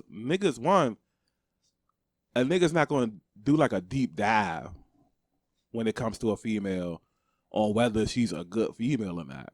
Like we've talked about that plenty of times. Like you might go into it like, she seems like she's decent. If I had a bag that was going to work for me, it would be just the fact of challenging a female. Now this I wouldn't say that this is my bag now because this is just naturally who I am. Right. I'm observant that way, and I'm a free thinker, if you will. So it's just like, why should I spend all this time on you? Like, what are you showing me that really makes me think? Unless you're really like showing me something that was like, yeah, I actually want to see myself with you long term, so I'm gonna make that my mission, which doesn't really happen all the time. So if you're sitting there like, yeah, why should I give you my energy? Why should I give you my attention? Why? And to be honest with you, when it came to the last girl I dealt with, that's kind of like how it worked. When I first met the last girl I dealt with, it actually happened the first time I met her, I ain't give a fuck. I was just like, yo, I'd be better off not seeing her again. And I told my friend that. I Okay. said, look, I understand me and you, we just got canceled or beef or whatever, and you know, the momentum is probably we had intentions of hanging out like the old homies we used to be again. But here's the thing, I understand you're a grown man and that's somebody new in your life and you met them during that time period that we were not communicating. You can do what you want to do, bro. And I'm not saying this with any hardship or anything. I'm just allowing you the free will to do what you want to do. If that was going to be your friend and you want to hang out with me, I respectfully ask you this. Don't bring her around me. Because after the first time I met her, I don't want to deal with it. And I've dealt with females like that she reminded me of somebody else that I seen just turn sour as well. So it's just like, I've been there, done that, don't got time for it, and I really don't want to continue to, exert my energy off of that. So when our first interaction was, she thought I ain't say hi to her. When I said hello, I looked at both of them. She was sitting in the front seat. I guess she was so into her phone or whatever, and she just basically had this "I'm this pretty girl" mentality. And so it was like, had you known, had you looked around, turned around, or acknowledged, you probably would have known that I was saying hello to you as well. So that's where she felt like she had this attitude with, and I didn't hear her say hello either. So she said hello to me first, and I didn't say it back to her. Whatever the case may be, whatever it is that you're used to. The point was, it was just like, okay, I seen Shorty. When I first seen her, she was on crutches because an incident happened with her and another male and a female that was involved and all this other stuff. But when she was getting out the car, like I seen that she had like super short shorts on and stuff like that. And I'm just like, oh, of course. And so, and in hindsight, when she brought up other males as well, this was a thing that worked. The lack of attention. Because you probably walked out of, I'm good looking. Yeah, you are. You definitely are. Your shit could be torched. But so what? Like, why? Why should I spend my time? Like, who are you? Because the thing is, though, like me, if I'm going for something, chances is I'm going for something long term. So it's just like, bro, like, this shit could wear off quick. It can go sour quick. If this is the advantage you have, then that means you're going to run me all day, every day. No. Like, why should I give you my time? Why should I be putting money into any of this or whatever? Like you said, though, even if you choose not to do that, it's just gonna be other dudes. So yeah, exactly. It's really not, and that's why I say that's that negative reinforcement, that encouragement. You know what I'm saying? Like, it's always going to happen. We can't be out here talking about women being held accountable when that shit's happening. Yeah, it's like we literally have the lack of self-control. I don't even think it's the lack of self-control. I think at the end of the day, it just comes down to there's a structure in place. And of course, obviously, we like to go against the grain. We understand things are set up a certain way. We know that in order to make things right, things will have to happen in the opposite turn. But after so much time goes past, people just come to the conclusion like, yo, it's just a game. We got to play it. And that's what's going on right now. I just think a lot of people get impatient. And so it just comes to this. Just like how women say, we're going to do what works because it works. Right. Men are the same way. It works. Well, since I wasn't getting it this way, I'm just going to kind of like expedite the process with this. And you can't be mad at somebody for that. Nah, I mean, no, you can't be mad at them for that. If that's how you want to get it, that's the type of relationship you build off of, then fine. I mean, that's you. Yeah, I mean, though, when it came to like the accountability thing, we can't really say that because it's just like part of this is our fault. I mean, it depends, because it's like if you're talking about us specifically, I don't feel like it is. Like, I feel like everything starts from the top and then it trickles down.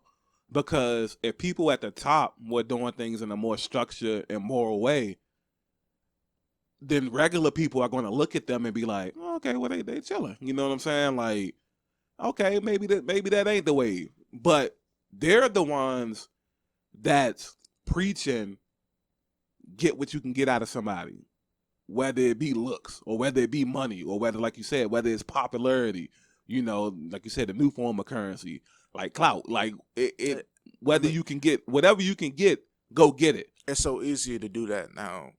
simply because that's just how people was before, like the social media and shit like that. Like, and it got all the more easier with social media because of that shit Yeah, existed. and from the because top. it's a lot.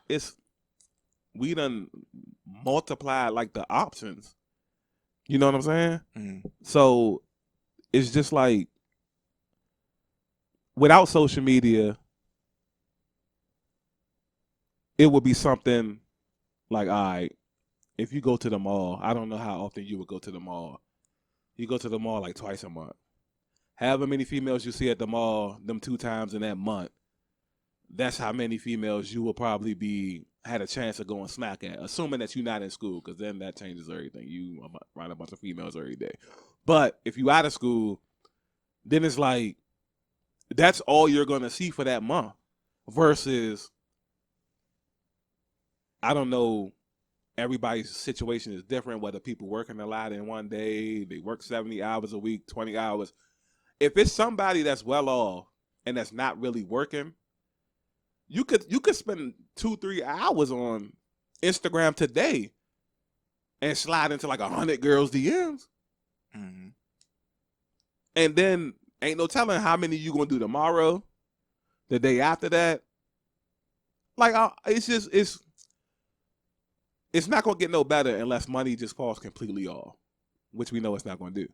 No, So it's like at the at end, least not for now, because how they trying to redo currency is it's it's getting different. I would have to see it to believe it, because everybody, I know we with the crypto and all that type of stuff, but the stuff, something new comes out, it's gonna be the next smoking thing, then it falls off, and then we're back to the dollars. Yeah, You man. know what I'm saying? Yeah, I mean, So there's it's we're creatures by fad and things that trend.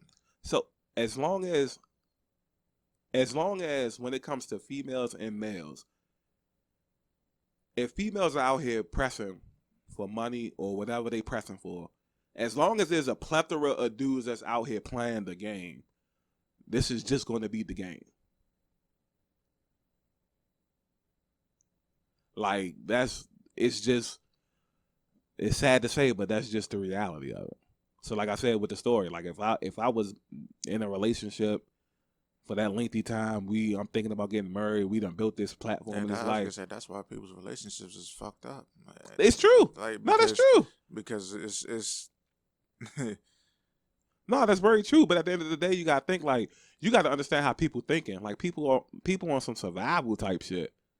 Cause like I said, really, is it survival or is it because of based off of want? Because it's something that they want to achieve. well, a little bit of both probably. Cause like you gotta understand, like I said, It's just nobody wants to work for the next 40 years. So if you want to look for an opportunity to be financially stable, especially with I don't like know, that just like kind of deprives you of like that's not helpful at all. Like how it's said. Damn, there was an old analogy that I was about to say, and it just literally slipped away from me. But the thing is, it's like you could. It was one of them Bible joints. Really, it's just like one thing. If you opposed to bringing a man a fish and teaching him how to fish, there's a difference. Yeah. So, like, first and foremost, I don't care if a woman. I mean, it would seem unorthodox for me to say I don't care if a woman was to present me a lot of money. And to be real, I would be curious of like, what's the catch? What's this? Blah, blah, blah. But at the same time, I'm like, depending on my living habits or whatever and how long I live or whatever is presented to me in life, that money can run out really quick. Or shit, it can get just shut the fuck off. it depends. I want to know how to make that kind of money, shorty, that you got. I want to know your real secrets. Like, how can I produce more of this? You know what I'm saying? So that's you. I mean, you're probably like a needle in a haystack, bro. well, see the thing. Well, And at the end of the day, it's going and at the end to of the be day- a needle in a haystack for a lot of people. Because here's the thing, especially for women, if you are going based off of your looks, if your looks is the only thing that's really helping you accumulate this money, and that shit goes, what the fuck else are you going to do? It doesn't matter. You got the money. You already got the money. You don't need and you're gonna have to spend that money very carefully for the rest of your life. You could go buy land and that's a wrap. It's not. Some people don't know that. Someone, especially women, a lot of women don't know that. You know what the first thing they'll do is, I'll buy a mansion and shit like this and blah blah. That's blah, good blah, enough blah, too. And go. That's good enough too. Then you still gotta buy food, whatever the thing is. Now, buying land is one of the best lucrative things you could do because that's yours. You can do whatever you want on it and still produce for yourself. That's like able to accumulate everything else that you need in life. But if you're just like, I'm just so used to purchasing everything, that money can go. Bro, you can rebuttal every point that you want to rebuttal. The point is to be in that position to lose the money versus not having the money at all. Be logical with me here. Be logical. Mm-hmm. What do you think people going to do? It doesn't. I would take my chances on blowing $1 million versus not having it and trying to learn how to make it. And if you say otherwise, you either stunting for this podcast, or there's no. Because here's the thing: I know that money could burn a hole in my pocket as well. It doesn't matter. I need to know how to. It doesn't matter. That doesn't matter. Like, in fact, that's something. So in fact, I'm living that way now. So you're gonna look at me in my eyes right now and tell me you would turn down $1 million because money burned a hole in your pocket. You would. I don't know. I'm not gonna say if I don't know how to accumulate it, more of it later.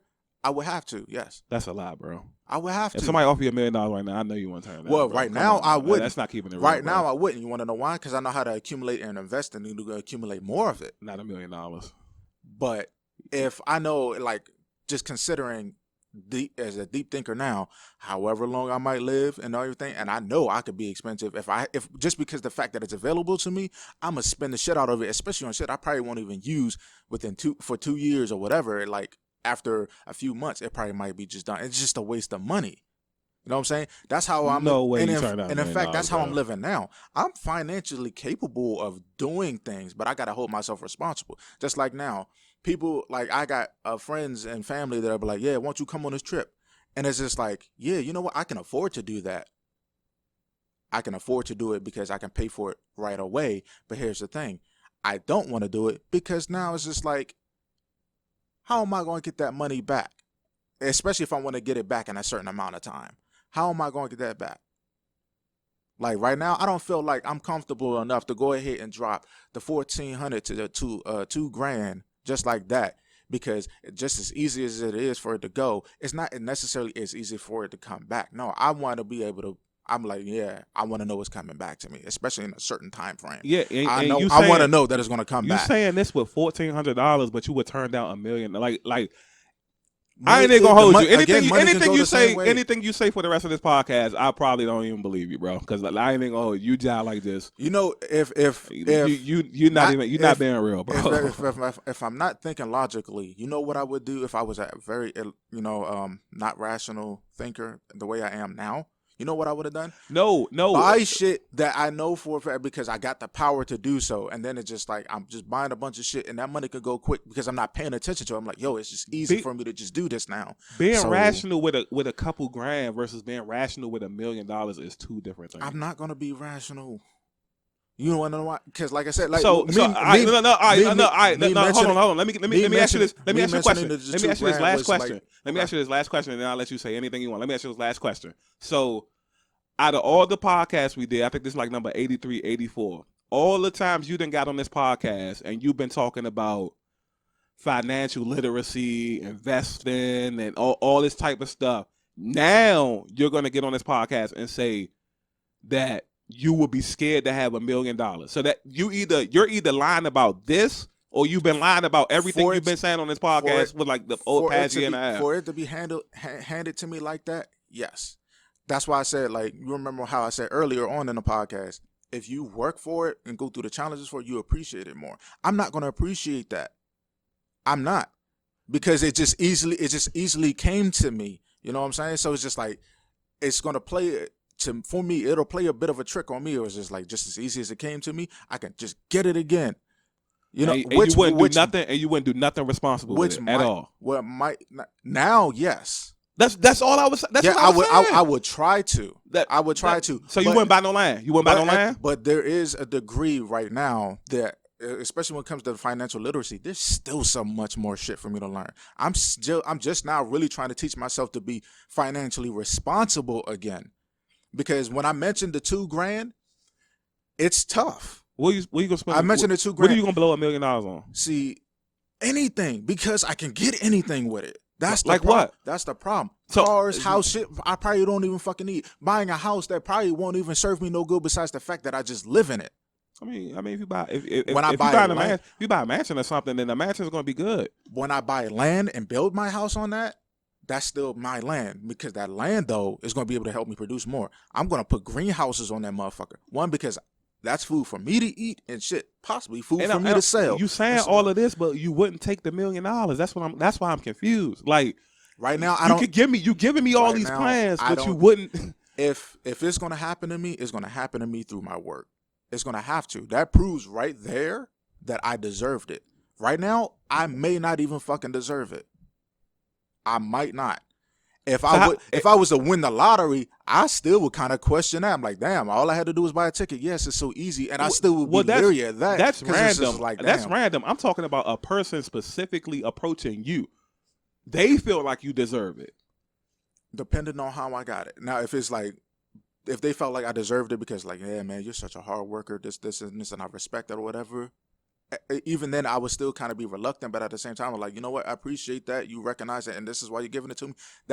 I would be more at peace with that than people just like, yeah, here, something simple. Oh, you look good. Let me give you this. Like, it just scares me. You wouldn't take that. I believe in karma too fucking much. What karma? And I've achieved good things and lost good things. Like that balance there, that taught me shit. So it's just like, dog, like, if I was to lose one thing, right?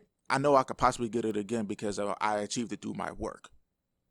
That I've proven to myself I could work for that. So I know I deserve that. But what you're talking about is probably little things or obtainable things.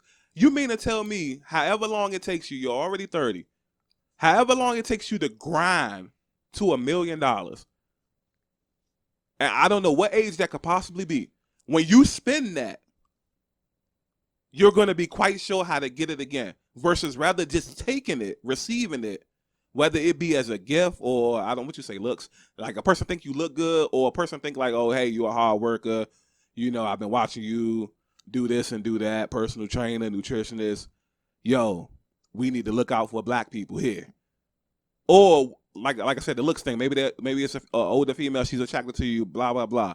You're going to turn, like, bro, like, the karma in that, with that, you would get bad karma for turning that down. Probably the second part, yes, I'm always going to be leery of, because I can't help but. What's the second part? The looks, or the looks part, like, just why, like, why? Now, if it comes to like, yo, you're a hard worker or whatever, or we need to look out for black people, I would feel more inclined to take it a lot easier than the second one, because it's like, now at this point, I do believe that this person believes that I'm gonna be responsible with it. He expects me to do something better with it, like something that's gonna expand long term. Like, for example, yeah, we need to look out for black people. You're gonna do something that's gonna look out for other black people, because now you have the finances to do that. He's giving you the money. That's looking out for you. So with that, I would feel more inclined to take it, especially now because I have the knowledge to do something with it. Now, before who I was today, so you don't have. I would definitely be afraid to do that, because I wouldn't know what to do besides do stupid shit. So if somebody says you look good, you're not going to have the knowledge to know how to spend the money. But because somebody says you're working hard, you're going to magically have that same. Now you're going to have the knowledge to know how to spend the money. That's what you just said. Yeah, because I gained knowledge from working hard. I gained the knowledge from working hard and actually going to do and you know, having more resources to, you know, deepen that knowledge, opposed to me just looking good. I mean, I looked good before, and then that's all I cared about. And so at that point, why would I feel inclined to work or learn anything? You do if know, all I got to do is exist. You do know, like 90% of millionaires and billionaires got $1 million without knowing how to get it or knowing how to maintain it, right? You do know that's how life works, right? I mean, for when you get your first million, when you get your first million, some people, but once not you make all people. I'm not them though. No, yes, you're gonna be them. When you make your first $1 million,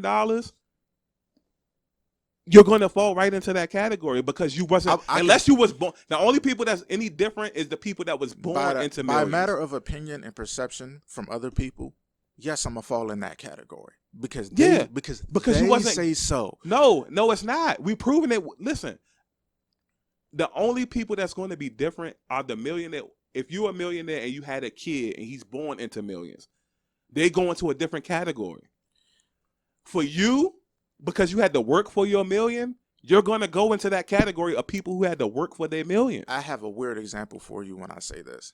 But, so I'm going to ask you this question. If all I had to do was just walk out of my front door and exist, and that brings me money, do you think I'm going to learn how to use it? Or am I just... could. Why couldn't you learn how to do it? Or learn how to gain it or learn how to be responsible with it? Why couldn't you? I mean, you can. Right. Exactly. But what is the chances of somebody doing that? That's up to the person. Just like how you say it's so easy for women or men to obtain this, and this. They're using that because it's easy, it's simple, and it's accessible to It's them. not $1 million. It's not $1 million. I can tell you it's not $1 million. They're not going to try to challenge themselves for it because it's just there. That's on them. Exactly. So you're sitting here. Now, I'm not saying that nobody would do that. Right. But there's a very small amount of people that would. And you're one of those people. If that was to happen for me, I would not learn how to fucking get a job. I wouldn't care about a fucking job. You keep flip flopping back and forth over the last 15 minutes. You keep going back and forth to the opposite end of the spectrum. You either can sound like politically correct and smart, and you keep saying the right things, and then you flip to the other side, and then you keep saying like you wouldn't know what to do, bro. I know what to do because I had to work for it. It wasn't just given. Shit was not just given to me like that, bro. That doesn't matter, bro. Like that should not matter in the sense. Why shouldn't it? Because, like, bro, you're being given. You've been working for the last, 10, 12, 15 years. Mm-hmm. And you've been making money from that job. Mm-hmm. You know how to spend that money. I did. You had to learn, right? I didn't have the financial literacy. It was right. It was coming. Right. Exactly. There you go. So even with that, I felt that it was easy. When you feel like something is easy, now if I could do that from working for it, imagine how I would feel not having to work for it and it's still just coming just that easy. Oh, I don't gotta do shit. I don't gotta leave my bed. It gets like that. So, okay, now if I could feel like that working, just imagine how worse it would have been. Just like when I brought up the whole $2,000 thing.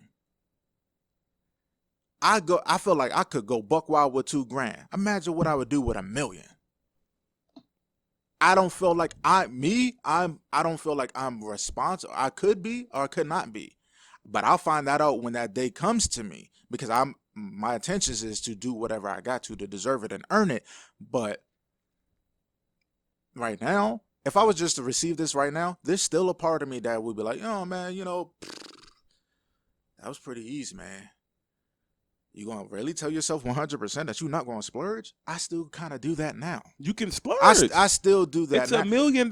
You can splurge. And I quote unquote. This is going to sound weird, but I quote unquote try to splurge responsibly. It's still splurging, knowing that I know money has a capability of burning a hole in my pocket because it's just like I got it. It's just easy. That's why I'm also still trying to continue to teach myself financial literacy because the thing is though, we can spend all day. But how am I getting that back? What am I doing? It's not that. That's not the problem. Is what you've been saying is you would say that, and that's your reasoning for turning down the money. That's the part that just makes no absolute sense at all. It's nothing you can really say that's going to sound logical and being like, because I wouldn't know what to do with it, I'm going to turn down $1 million. If I'm not going to do anything great with it besides just spend it. So somebody give you $1 million. There's gonna be a part of me that's gonna I'm gonna feel bad about that because like as well as wealthy I could be, life could just randomly turn around. I can be the opposite of that. Right. So and be like, damn, I wish I did this. Like I don't want to leave that as a possibility. That's the thing. Is like you sitting here as regular Mark, all you do is talk about buying land, investing, starting businesses, opening gyms, and all of that. And then when somebody comes along to give you the money to do all of that, then you're gonna get amnesia. That doesn't, bro. I just, when we drop this pod, I really want you to listen back to this, like with an open mind, and it just doesn't make sense. I get what you're saying. Yes, and that's still the stuff that I would like to do, and that could happen. But so also, when you get the money to make it happen, you want to forget what you want to do. But to be 100% with you, I'm not going to totally say that there is not a part of me that would still want to splurge and just spend money. It's $1 million. Do it. It's amazing, bro. I don't have specific numbers, and I'm assuming you're not just going to be a one-off gym person. You probably want like a chain, right? Yeah, right. Yeah, I'm building a franchise. Different gyms, a franchise, right? So you probably start off. You could build like maybe 5. Once that 5 starts generating money, you take money from that, and you won't even have to spend your money to build gyms anymore. You're gonna buy your land. Where you gonna go, down south? I'll probably have to, more than likely. Yeah, you're gonna go down south where the land is cheaper. Well, at least so we hear. I'm not too familiar with the land down south, but I hear the economy is fucked. So yeah, you definitely have to be wise with it. Okay, so that's actually kind of scary then. So I'm gonna assume because that's why it's so cheap. That's not good then. People make it seem like this is just normally cheap. So it's not cheap. There's always a catch for shit like that. Just like how, the money, you got to spend more money to live out in California. Right. Because wages is just like that. It's higher. There's a reason for it being so cheap now because the economy is fucked. But nobody says like, hey, well, Cali would just be overtaxing. Like that's a normal thing that Cali's expensive. Yeah, because people made it seem like they can do that. They're paying the people to be able to live that way. But people make it seem like the South is just like like no pandemic, nothing going on. The South is cheap. That's how people talk. It might be a little better than what it used to be, but the economy is fucked. I don't know. Like I said, I was just because every time somebody talks about money, they mention moving down south. So that's why I just threw that out there first. It's kind of like it's like the. Is that a problem? Is that why the economy is fucked? Is too many people moving down there, or it could be. I just know that at a point in time when I used to like learn about the financial situations out there, when I first really started going down there to my aunt's house and shit like that, I found out that the economy was shit. Okay. And because there's nice houses and everything, and it's great. I see, yeah. But it's always a benefit to own your land as well. Right. Like if you're gonna do that, like you want to own your shit. You want to own the land, the acres that this fucking house is on. Right. But the economy is like it's trashed out there. It's nice houses for cheap because the thing is, the people that live in it. Like if you was to just like kind of do it like how it is in PG or California, these people are gonna suffer. They're definitely gonna fucking suffer. But I believe also a lot of people like to go down there because it's just like there's more leniency now somewhat with laws. But on top of that, it's like going to New York. Rappers and shit like that happen there. Strippers happen like there. It's kind of like almost the opportunity, rate of opportunity somewhat. It has to be cheaper. Is inclining to. It has to be cheaper than New York though, because New York is on. It's definitely Cali level. Definitely is. Yeah. New York could be ridiculous. All right, so you move. I'm not gonna say you moving down south. You're gonna buy land down south. I don't know where you might move to. You got $1 million. You might want to go to LA. I don't know. You might be a superstar personal trainer. Might get you a little gym in Hollywood. I don't know. If I make it that big, like that out in California or whatever, I mean, shit, that's great. I don't know about living out there though. It might be too much. I'm just saying open the bustle for me. I'm just saying open a gym. Like I wanted to live in Cali, but then it's a lot of nuances, like you said that.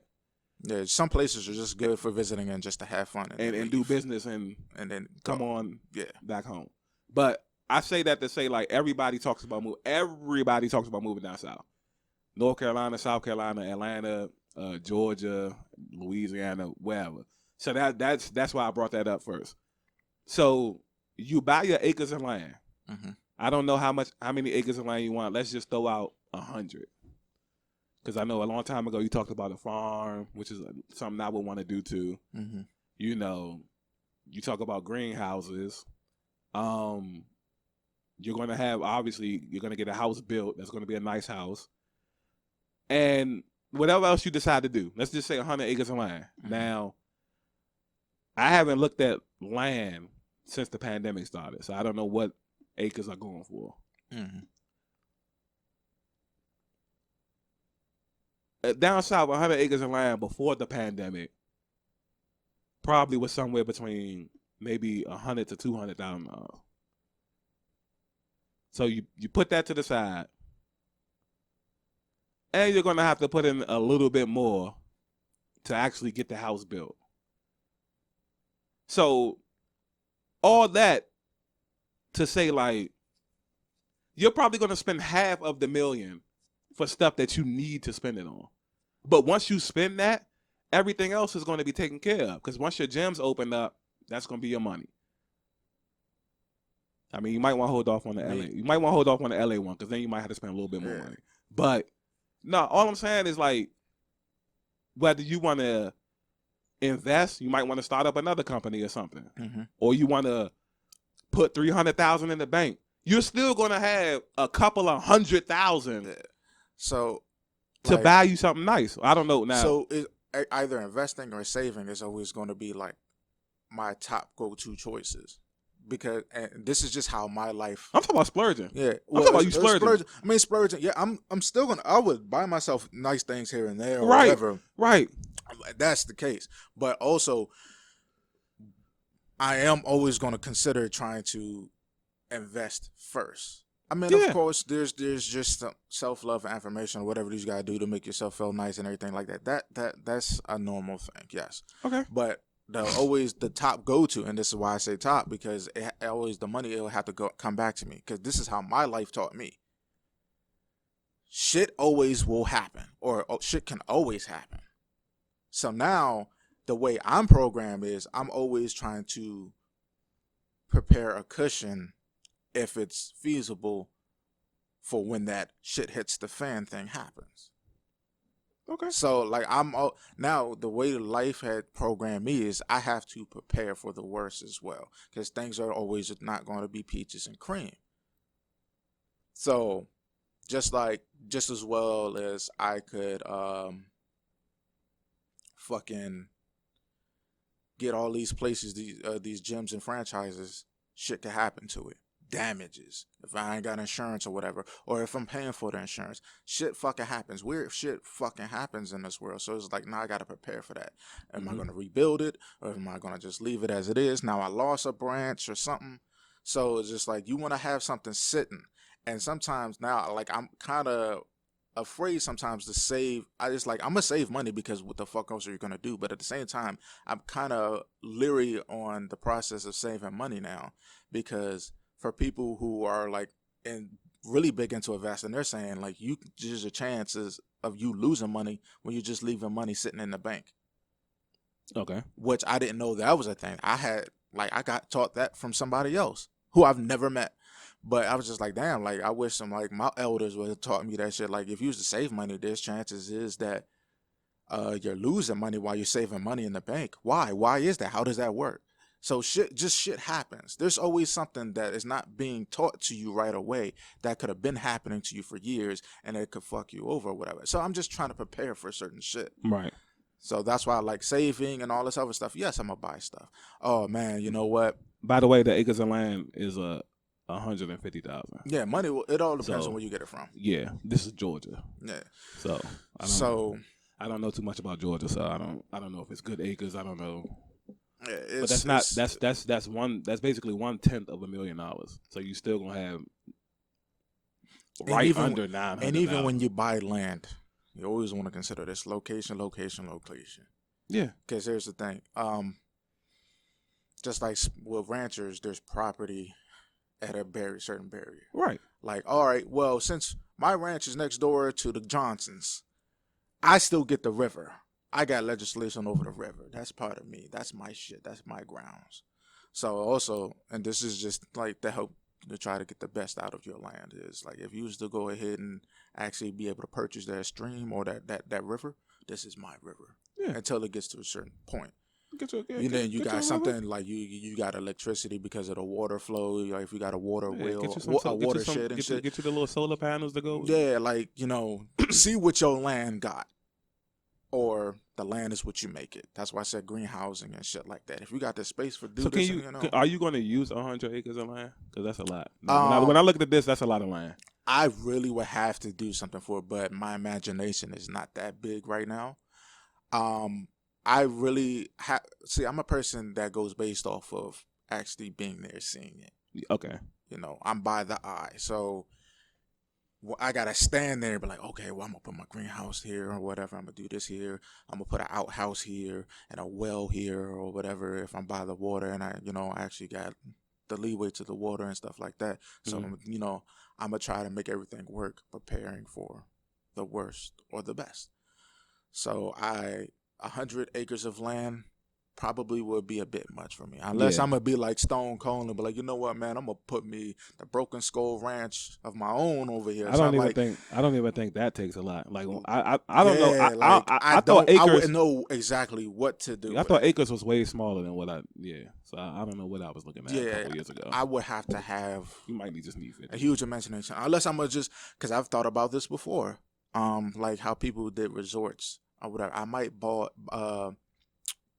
build many houses because there's some people who are out there that are actually being minimalists and they want to buy small houses. Or they be like, okay, well, this is a whole lot of land or whatever, and there's people that travel with their houses. So they're like, hey, Jones they be buying from Walmart. Yeah, and they pay for like being able to use plumbing and electricity and all this other stuff. All right, I got all the land for that. You want to park your house here? Sure. You just pay me this fee. Oh, okay, and I got you. It's just like being a landlord. So if I do get all that land and I can manage it, I'll do that. You need a team. 100 acres. Oh yeah, 100 acres is most definitely. Yeah, most definitely, because you got to hire people. First and foremost, is just like, look, I'm gonna pay you in order for you to help me make more money. Yeah, you're definitely gonna need a fucking thing. That's a lot. But I say that to say, like, you would be straight with $1 million, bro. Whether you go splurge, hoping that I'll be responsible enough. Whether you go splurge or not, because I'm trying to once you take care of all the business, what are you gonna have left to buy anyway besides a car? What kind of cars? The most, if anything, and depending on how old I am or what happens to me at that age or whatever, I'm like, hey, these will go to my kids or whatever, and their college tuition. Like I said, I don't know. You can't really predict the future. You can kind of build templates of what the future may look like, but you don't know how much it'll cost you for real. Yeah. So I've sat around and thought about if I was to get blessed with $1 million, what I was spending on, like to a T. To be honest with you, like one of the first things I thought of was doing, it was just like, I want to buy my people houses. Like, yeah, I mean, my people, they said they're good where they are now, but I do know there's projects on their homes and stuff. So I'm like, you know what? I want to pay this off. I want to get you a new spot, pay this off. We got enough space or whatever, and XYZ. And if I do buy enough land, what a lot of people, big landowners who own acres of land, they keep it within the family. Yeah. So they build more spots. Mm-hmm. So they can keep it in the family and the money still consistently coming to them. It's a treasure. It is a part of wealth. Or, you're like, okay, well, I give you this piece of land, you sell it or whatever, build a greenhouse over it, build a company, and if you don't want it to be a house, boom. I just know I want to be able to give that to my folks. Because here's the thing, like my father, what's going on, especially in Jamaica right now, it's generational wealth is being built. Right. And so meanwhile, he's talking about giving me more generational wealth. I want to give him a generational wealth that I created. Okay. I want to help him. It may be helping him help me, or it could be just like I'm helping him. And I just want to do that because he wanted to help me. So it's just like, while he's thinking that, I'm going to give that back to you. Like, so that's one of the first things I definitely will probably do is like buy my peoples a new home. So they won't have to really worry anymore, and they're not getting any younger. I mean, all that kind of stuff I would assume was just once you buy the acres, It might happen when I buy the acres, or I might just get them their own piece of land in general. Yeah. Because, like I said, things do happen. Things actually do grow greater in branches. You don't want to just keep everything in one spot either. If you want to really think of like taking over the world type shit, not as in controlling the world, but actually benefiting the most from it, you buy different pieces of land. You don't just stick to one spot. No, we know that, but at the same time, like when it comes to your family, everybody can be in one spot. Because if you get a big ass house, 20, 30 rooms. If I get a big ass, now my family, Right, that's what I'm saying. that I build, like I create and produce and all that, yes, it'll be in one spot. But if we're talking about aunts, uncles, or cousins, or a father, or whatever, no, I want to put them in different spots because that could possibly make you more money. And again, it's happening within the family. You're controlling the different areas, so now that's yours. That's part of that. You bought that, so that's bringing you more wealth. Because now you're not selfish, and this is sound selfish because and it is. You're keeping somebody else from buying that. Because again, that can become money for you. I mean, that's your family though. Like it shouldn't. It's not gonna. If you're gonna be buying spots all over the world like you're talking about, that one little spot not gonna matter. It's a branch. It's considered a branch for you and your family. Yeah. So it's still a wealth to the family. Yeah. So you shouldn't even be thinking like, damn, I could be selling this to somebody else. That makes me think like one day you're just gonna kick your family out. And no, I'm not saying I could sell this to somebody. I say I would keep that from somebody else purchasing that. Right. That's why if I was to buy several different parts, it's to make it a family wealth. It's a branch. Okay. Yeah. That's why Dad. We completely trailed off topic. We definitely did, but we always do. Yeah. So it's all good. Make sure y'all teach our people sex education, man. That's how we gonna end this. There's no real segue for that. Yeah. But, there definitely. It wasn't no way to circle back. Just be like, yeah. So sex. No. Yeah. But yeah, that part. Yeah, please just. I mean, it's they say it takes a village to raise a child. So school is a part of it. You're a part of it. Hopefully, the streets don't have to be too much of a part of it because God only knows what the streets going to produce for you to learn it. Right. But yeah, nothing good. Just that if your kids got to learn through the streets, it has to be a very rare. It's a very rare chance that it could be. But yeah, if your kids got to learn through the streets, odds are it's not gonna be good. Because that's how you produce sex demons. Yeah, don't want those. We don't need no more demons out here, man. Yeah, we got enough of them. But we didn't even do the introduction all the way. We didn't. Yeah, I was just about to do the outro, and I just noticed. Oh man, you guys, but you about to get it now. This has been another Breaking the Narrative podcast, BTN for short. I am Teddy. And I'm Mark Anthony. Peace.